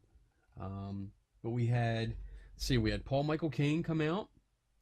He brought his buddy Rob Palmer, which was funny because his name's Robert Palmer, and that's the William Henry Palmer is the actual gravesite of the magician that we actually started this whole thing. But they came out. Our buddy Mitch Silverstein and Stephanie Bond came out. What? Bond. That's what I said. Yes. They came out. My wife's father came out, and we had a good crew, and we kicked some ass. We did a lot of clearing. I put the pictures up on our Facebook page, so you can see like the big dent that we put into it. And you could see the before, during, and up to the moment. Yeah, I was amazed at how much. And you know what? Like, they all came. Paul and Rob, their drive was about 2.5 hours. They came down in the morning, got there at 9 o'clock, and we started working. Mitch and Steph, they're just over 2 hours away, and they came down. So I was really proud that these people came so far to come and just and I worked their asses. I'm pretty sure. We worked for pretty much like 5 hours. We took a couple breaks where we actually walked around, and like Paul, he's a great photographer. He got to walk around and take some pictures, which turned out beautiful. But it was fun. Good weekend. I got another one. I'm going to plug it. March 5th. It's Saturday morning. So if anybody's available in the area, 9 o'clock, Mount Moriah Cemetery, look at my Facebook page. It's right there. I'll post the event on our page. And but if you're available, come on up.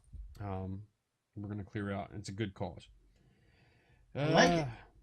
Did you see that there's a near mint Amazing Fantasy number 15? It's a Spiderman comic. Yeah, I was looking at that. It's going up for auction, and they're thinking that it's going to sell for about $400,000. I think we need to put a GoFundMe to get that. Yeah. Damn. Yes. Yeah, I go with that. I think we can do it. Wow, 1962 comic. That's awesome. So does it say where they found it? Let's see. Let me see. I'm opening it up here. Let's see. Auctions. Later. We think this comic has the potential to realize the highest price ever paid at public auction for a Spider-Man comic book. Virginia Commonwealth University Libraries has acquired a very rare comic. What is that? Oh, that's not it. That's a different comic. It doesn't say anything else. It goes into other. Oh. Yeah, and there goes the dogs. Damn. So we'll see. We'll see if that actually sells, because that's pretty impressive. $400,000 for a comic book. Damn. Did you see the lost sunken ship? I saw that. That was pretty cool. And I was gonna post it, but when I saw it at work, so I completely left it alone. And then I saw you posted it, so I was like, "Oh, cool." We can actually play that video. Do it. I'm gonna do it. Let's see, so I can screw up our video. Why not, right? Can you see it? Yeah. All right, here we go.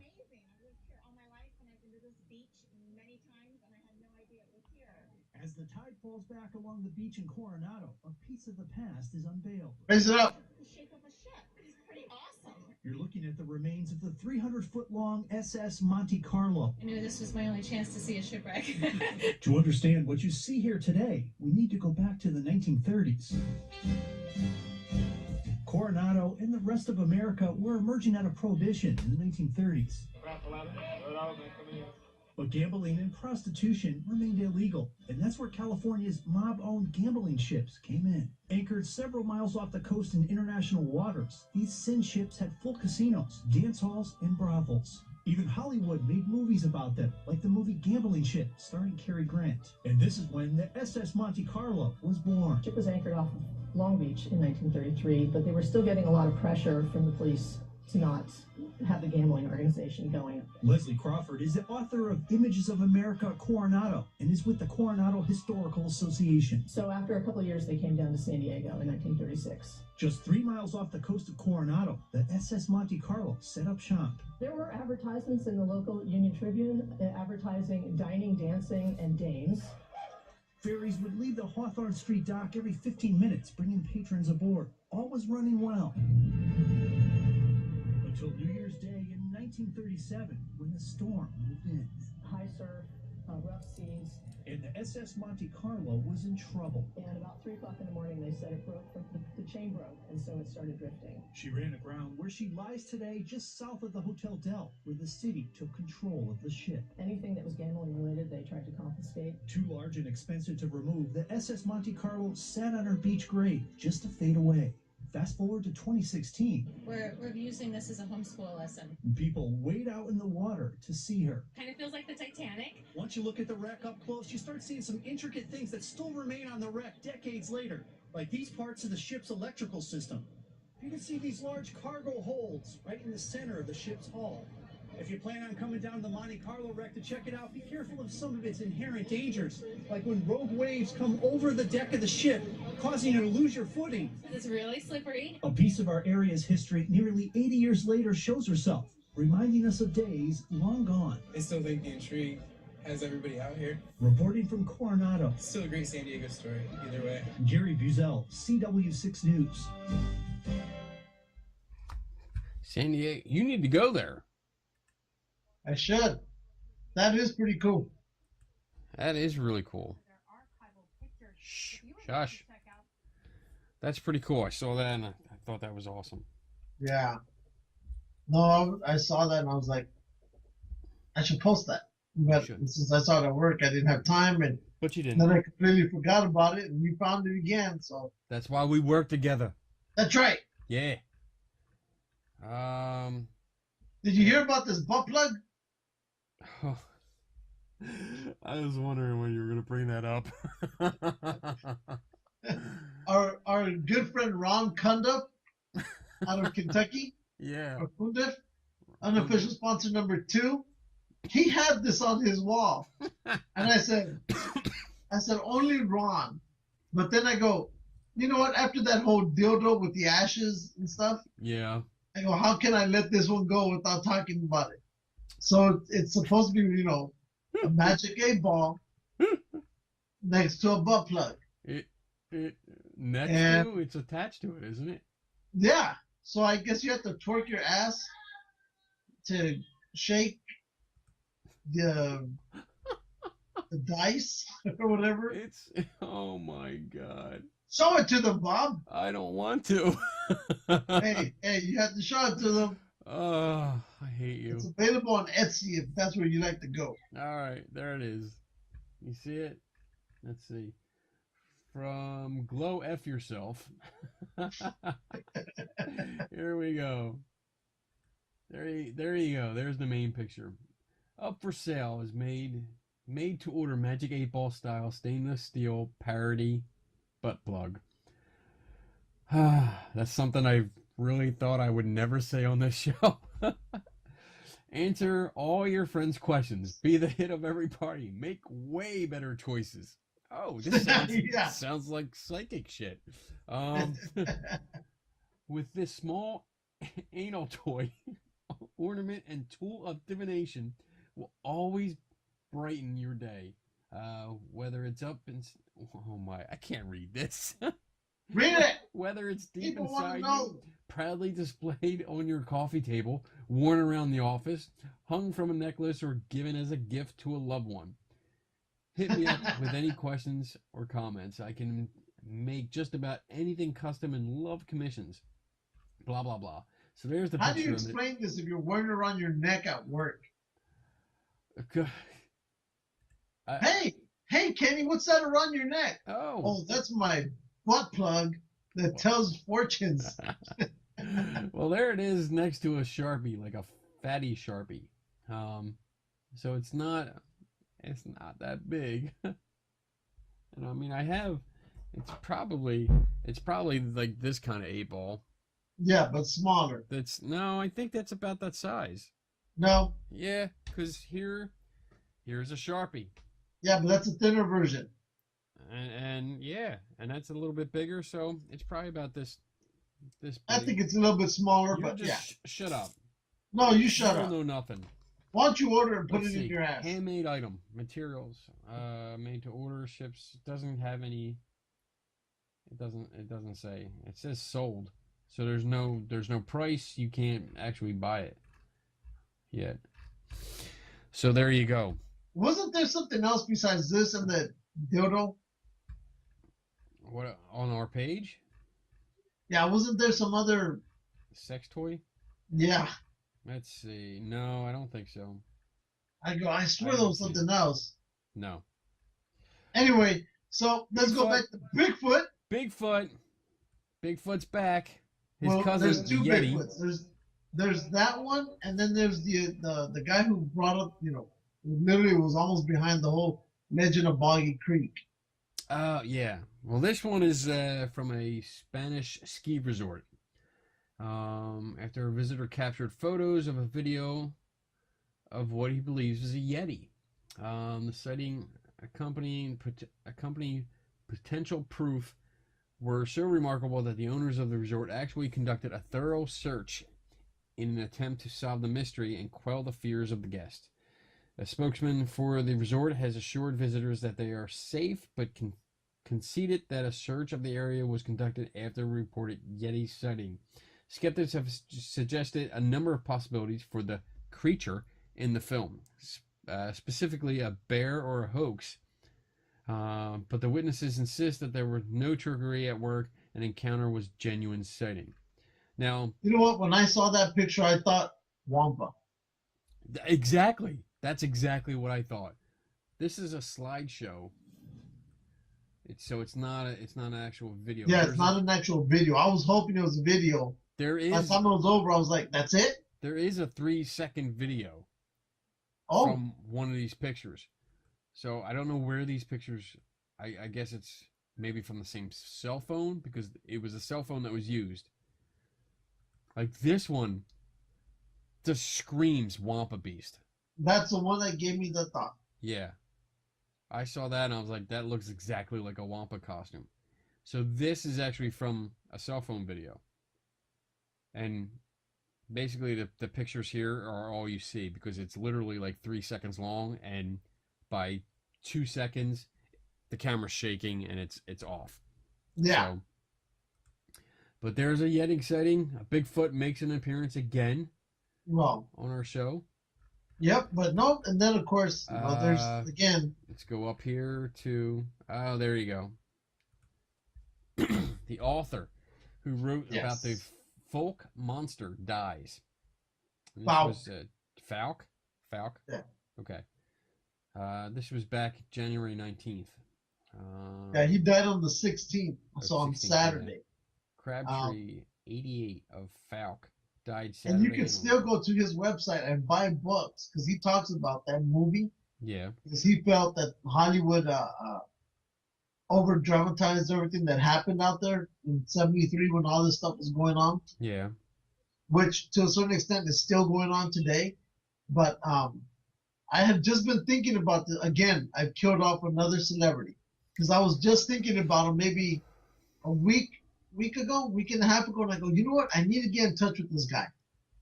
And I didn't remember until right now. And so I started looking him up, and I found him and go, oh shit, he's dead. So you killed him. It's your fault. I killed him. I'm a you suck. serial killer. That's 3 for me. But no, so I went to his website. You can still buy his books, but his books are self-published, and they run for I think $20 to $25. And I'm thinking, I don't know, for that price. But Right. again, where else are you going to get those books? Because he doesn't go through Barnes and Nobles. So you're kind of held hostage, Well, if you want it, if you're into that, then that's the price you Yeah. pay. I mean, he has some coffee mugs and T-shirts and hats like anybody else would. Yeah. But it was still interesting. So, have you been watching the X-Files? I've been missing them. I've missed every last one of them. What the hell? Are you seriously? You suck. Yep. I'm probably the only person in the country who's missed them all. They're awesome. I love the X-Files. And when I couldn't watch part 3, I refused to watch it because I missed part 1 and 2. Well, then go watch 1 and 2. So 1 and 2 are good. Good story. they said the third part is the best one. Third one. I mean the second part. Second part. The third one. What was the third one? The third one is I think the funny one, where it's like it's kind of cheesy, but it's cheesy in a good way. So you have to watch it. But there's rumors because on the one that's coming up, they introduced 2 new characters, and it's a guy and a girl. The guy, they're both FBI agents. The guy is heavy into the paranormal, and the girl's a doctor. The woman, sorry, is a doctor, and it looks like a Mulder and Scully 2.0. So I was wondering if they were kind of grooming it for a new series with these new people. Because you haven't seen it, so I don't want to spoil it for you. Yeah, don't spoil it for me. But I kind of got the sense of a storyline going where it's going to take Mulder and Scully out of the show. So we'll see. We'll see. I'm not going to talk about it anymore until after you watch it. So watch it this week. Okay, I will watch it. Where do I watch it? I hate you. One last thing, and this is actually funny. I don't think I posted anything, so I won't say where I saw it. But the GhostArk. Remember that device? I'd heard Chris Fleming had been in conjunction with them. Yeah. And so you can see this, right? There it is. That was a promotional picture. Okay. And we talked about this a while ago. When it first I actually was thinking about picking one up because they look kind of cool. But I said, you know what? Not for that price. Yeah, the price was high. I don't remember exactly how much it was. $250. Wow. And I'm supposed to do a lot of stuff. Well, apparently it was like one of those things where you get backers. It was like a Kickstarter kind of program. You get backers, and then the orders went out. So I guess the first shipment went out, and most of them don't work. Knobs are breaking off. Yeah. Shit, and I found this Facebook page that was created. Unhappy GhostArk customers. It's a public group, and they posted pictures of some of the stuff that's going on here. And also they put in that they said, do not let it recharge overnight because it could be a potential fire hazard. Right. Just like those boards that they were selling for Christmas. Yeah. Oh yeah. The hoverboard things. Yeah. But look at these pictures. Like a knob snapped off already. They said that you couldn't charge it. When you charged it, it got really, really hot. Another button broken off. Some of the buttons wouldn't move. And then there was a thing that if you try to insert the SD card, yeah, it wasn't reading it. They had ones that weren't reading it at all. Then other people were complaining that they needed like a screwdriver or something to actually get it all the way in, and it wouldn't lock. You should see some of these. Oh my god, look at this shit. Let's see. There was one where they actually pried it open. There's no shielding. Oh, look at that. one of these switches, I guess they were supposed to be buttons here, and this switch for the button isn't even there.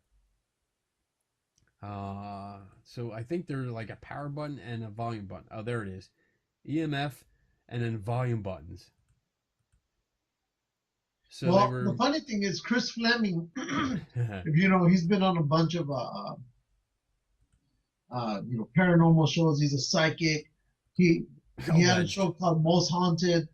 I mean, I've met him. He's a pretty good guy. But anyway, he had gotten in cahoots with these guys, you know, with the developers at the very beginning. And I think around a month ago, he started noticing that some things were off because they would ask him for deposits of a few thousand. And, you know, then they would, I can't remember the complete story with it, but he was having issues with them. Yeah. So they finally said, I don't recommend this product.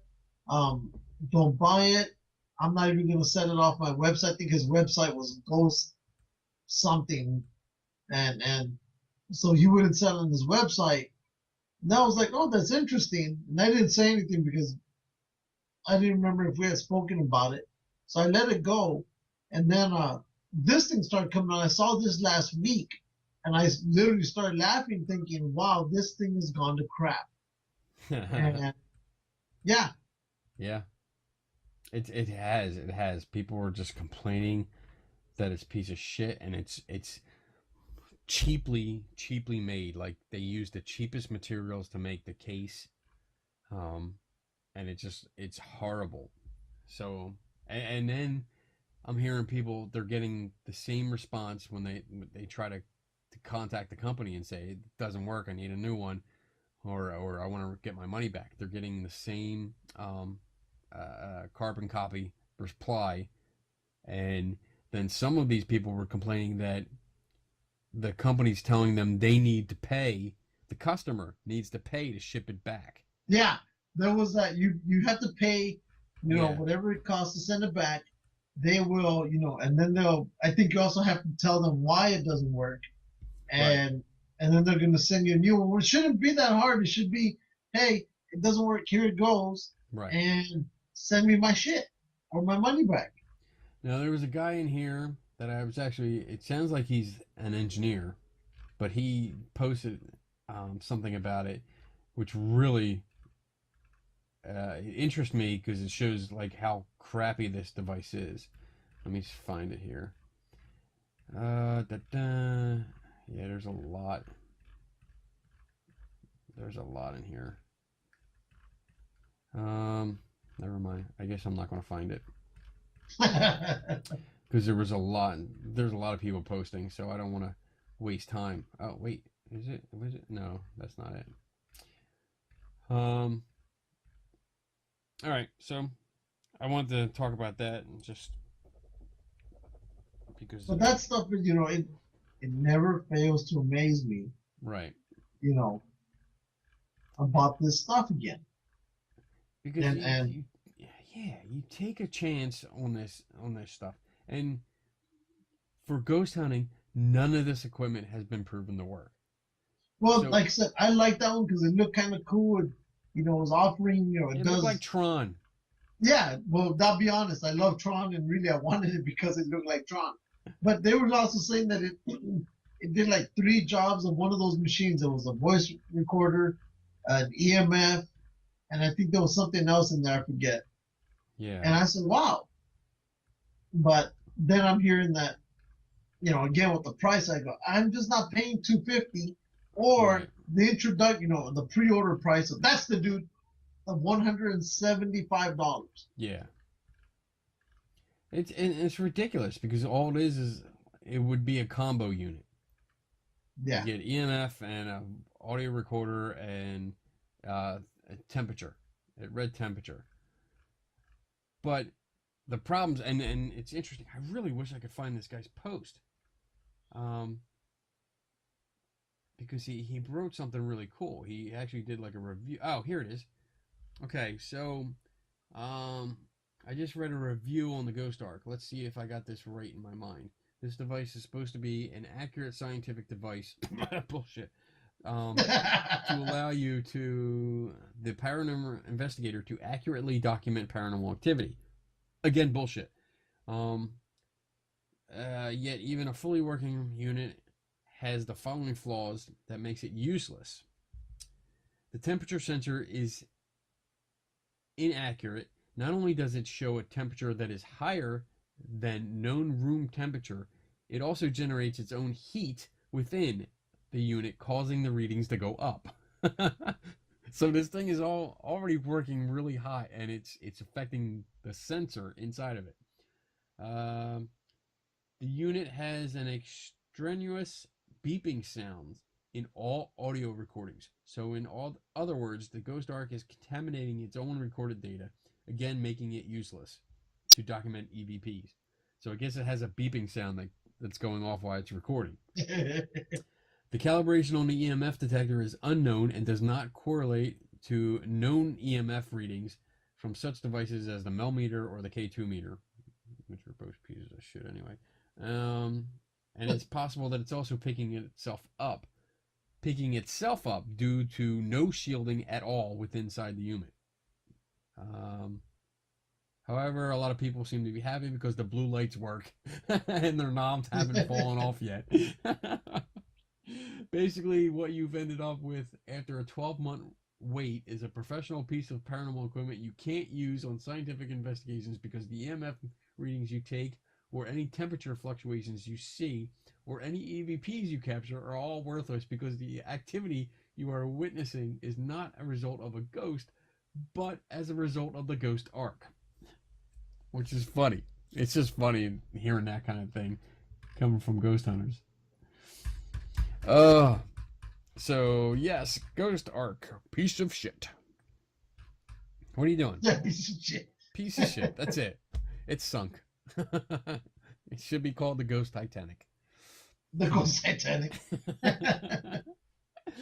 Oh man, when will people learn? Oh, never. I'm excited. I got Comic-Con this weekend. ZoloCon. Really? ZoloCon. Yes.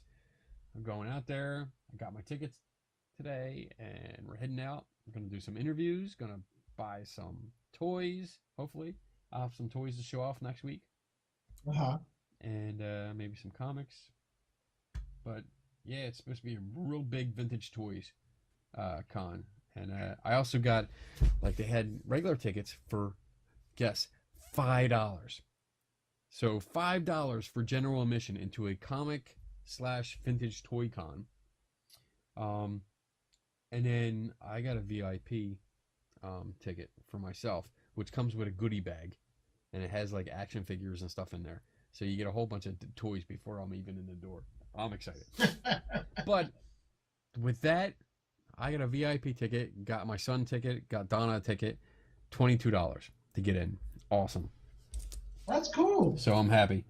And I'll take some pictures and I'll have some video. And oh, you'll be happy to know I've also downloaded the videos you had in our Dropbox. So you can put up more if you have them. I will go through it and I will look for them. Good. And I will add them probably maybe tomorrow for lucky. Okay. Well, I'm not in a rush, as you can tell. Yeah. What are you doing on They've your phone? only been Get in off there your since phone. what, September? Yeah. No, you understand what I'm doing on the phone in the moment. Okay. Well, hurry up because we only have 2 minutes left, and I'm going to cut you off. It's all right. Don't worry. We'll be fine. Okay. What do you got? Not like we would. It's not like the first. It's not like we wouldn't extend and go over by a little bit. Yeah. So. Well, we are at. Yeah. Damn, dude, we're at 2 hours already. All right, we'll be fine. I gotta go to bed. Soon. No, now.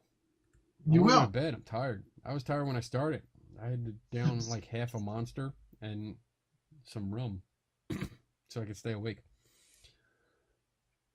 What do you got? You'll see right now. Give me another minute here. What else? Oh, our Facebook page is up to 386 Yeah, that's followers. the other thing I was going to mention. What are we doing? I don't know. Not that I don't like it, but I don't know. Cool. I don't know. Well, you know what? I think because I've been sharing us a lot. I've been putting us out there, different sites, and because the pictures, for instance, the pictures from Mount Moriah Cemetery, that I had up and the video that I put up. I actually shared that to the group that follows everything that happens in that cemetery. So we might have gotten a few people from there. With Comic-Con season coming in, spring and summer, I've been putting feelers out, going into different conferences, trying to work out deals so that we can go and we can cover them and take video and all that jazz. So getting some exposure, which is nice. Yeah, it's always nice. Yeah, it's always nice. Always nice when they let us in. We need to get more guests. I know you're working on one. You're working on a pretty cool. If it works out, I'm not going to if it works out. If it works out, it'll be really cool. But if anybody out there knows anybody that's interesting, different, can be almost anything, any topic, let us know. Give us some ideas. Okay. Okay. Oh, good. Now we can talk about what I was doing. Okay. What are you doing? But you got to go to our Geeks and Ghosts book page. I see we have new posts. Okay. And what do we got here? Oh, dude, this is weird. Even for me, the skeptic, this is weird because I was actually looking at this exact picture today, and I was gonna put like a Geeks and Ghosts logo up and start messing with this photo. That's freaking awesome. New Battlestar Galactica movie in development at Universal. Really? Nice. All right, so I'll share it so people can see what we're doing. Yep. Okay. So there. Because last year, if you remember, the calendar that we had. Yes. Was a big hit. There you go. So that's our new calendar for 2016. There's actually 2 of them, as you can tell. There's 2 of them. Oh, shit. Look at that. That's cool. I like that. We should put out a calendar. We are. A full calendar. Right there. That's awesome, dude. Because we don't charge for our calendars. I'm printing these out. Downloading this. And then I'm going to print them out. I'm going to put them up at work. We don't charge for it. Yeah, I want to put a little Geeks and Ghosts up there. But that's a cool picture, isn't it? Yeah, I put the Geeks and Ghosts thing on there already. I saw that. That's awesome. Very good. So there you go, boys and girls. If you need a calendar that's fun and filled with sexiness, there you go. Right there. Download and print out our calendar for 2016. Put it up on your wall. Beautiful thing to show off at work, or at home, or at the gym, or wherever. And just promote the crap out of us. Yeah, exactly. There you go. That's awesome. I love that. All right. Let's wrap this up. I figured you would enjoy it. I did. I want to go to bed now, though. Talking about cigars and last year tequila and shit like that. What? Last year we had, like I said, I still couldn't believe that the calendar from last year was one of our biggest looked at posts. That's freaking cool. I actually like that a lot. So, yeah. Awesome. I did 2 versions. I did the of course the top one, then there's a second one, the bottom one. Yeah. But I figured, you know what? Let's see if we can do 2 of them, and yeah. That is cool looking. I like that. This is we're a month and a half late. yeah, just a little bit. It's all right. All right, let me go. All right, fucker. I'm tired. I'm falling asleep. All right. If you wrap it up. If you're watching this on YouTube, make sure you subscribe to us and go to our Facebook page and like us. Go to our Instagram and follow us, which is run by our friend East Coast Cat. That's right. make sure you contact us if you're having an event or Comic-Con or HorrorCon or like a Bigfoot conference. Oh, did you get your ticket? No, I gotta do that tonight. Do that. I got my tickets today, so we're good. What do they mail them to you or no? You just you bring your receipt. Oh, you get a receipt and bring it with you. But Eric knows us, so we're just gonna walk in. Yeah, yeah. But the Bigfoot weekend with Eric Altman, first weekend of May, it's gonna be awesome. Can't wait. But yeah, if you have some kind of conference or event like that, and you want us to come out and make a video, please contact us. Let us know, because we love doing that kind of stuff. If you have a book or even I dare I say ghost hunting gadget you want us to try, I will certainly do that, and I think Lou will do that too. Yeah. Yeah. If you have a Ouija board you want to get rid of, send it to us.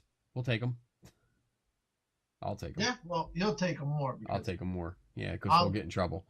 Because they're my wife's family. They're uber religious also. Yeah. And oh my god, I won't give shit because they know I don't care. Yeah. My wife will hear it, and then I gotta hear it from her. And I can't escape from her because we're in the same damn house. Okay. So until next week, boys and girls, never stop learning. Take nobody's word for it. And we are out in 3, 2, 1. Bye.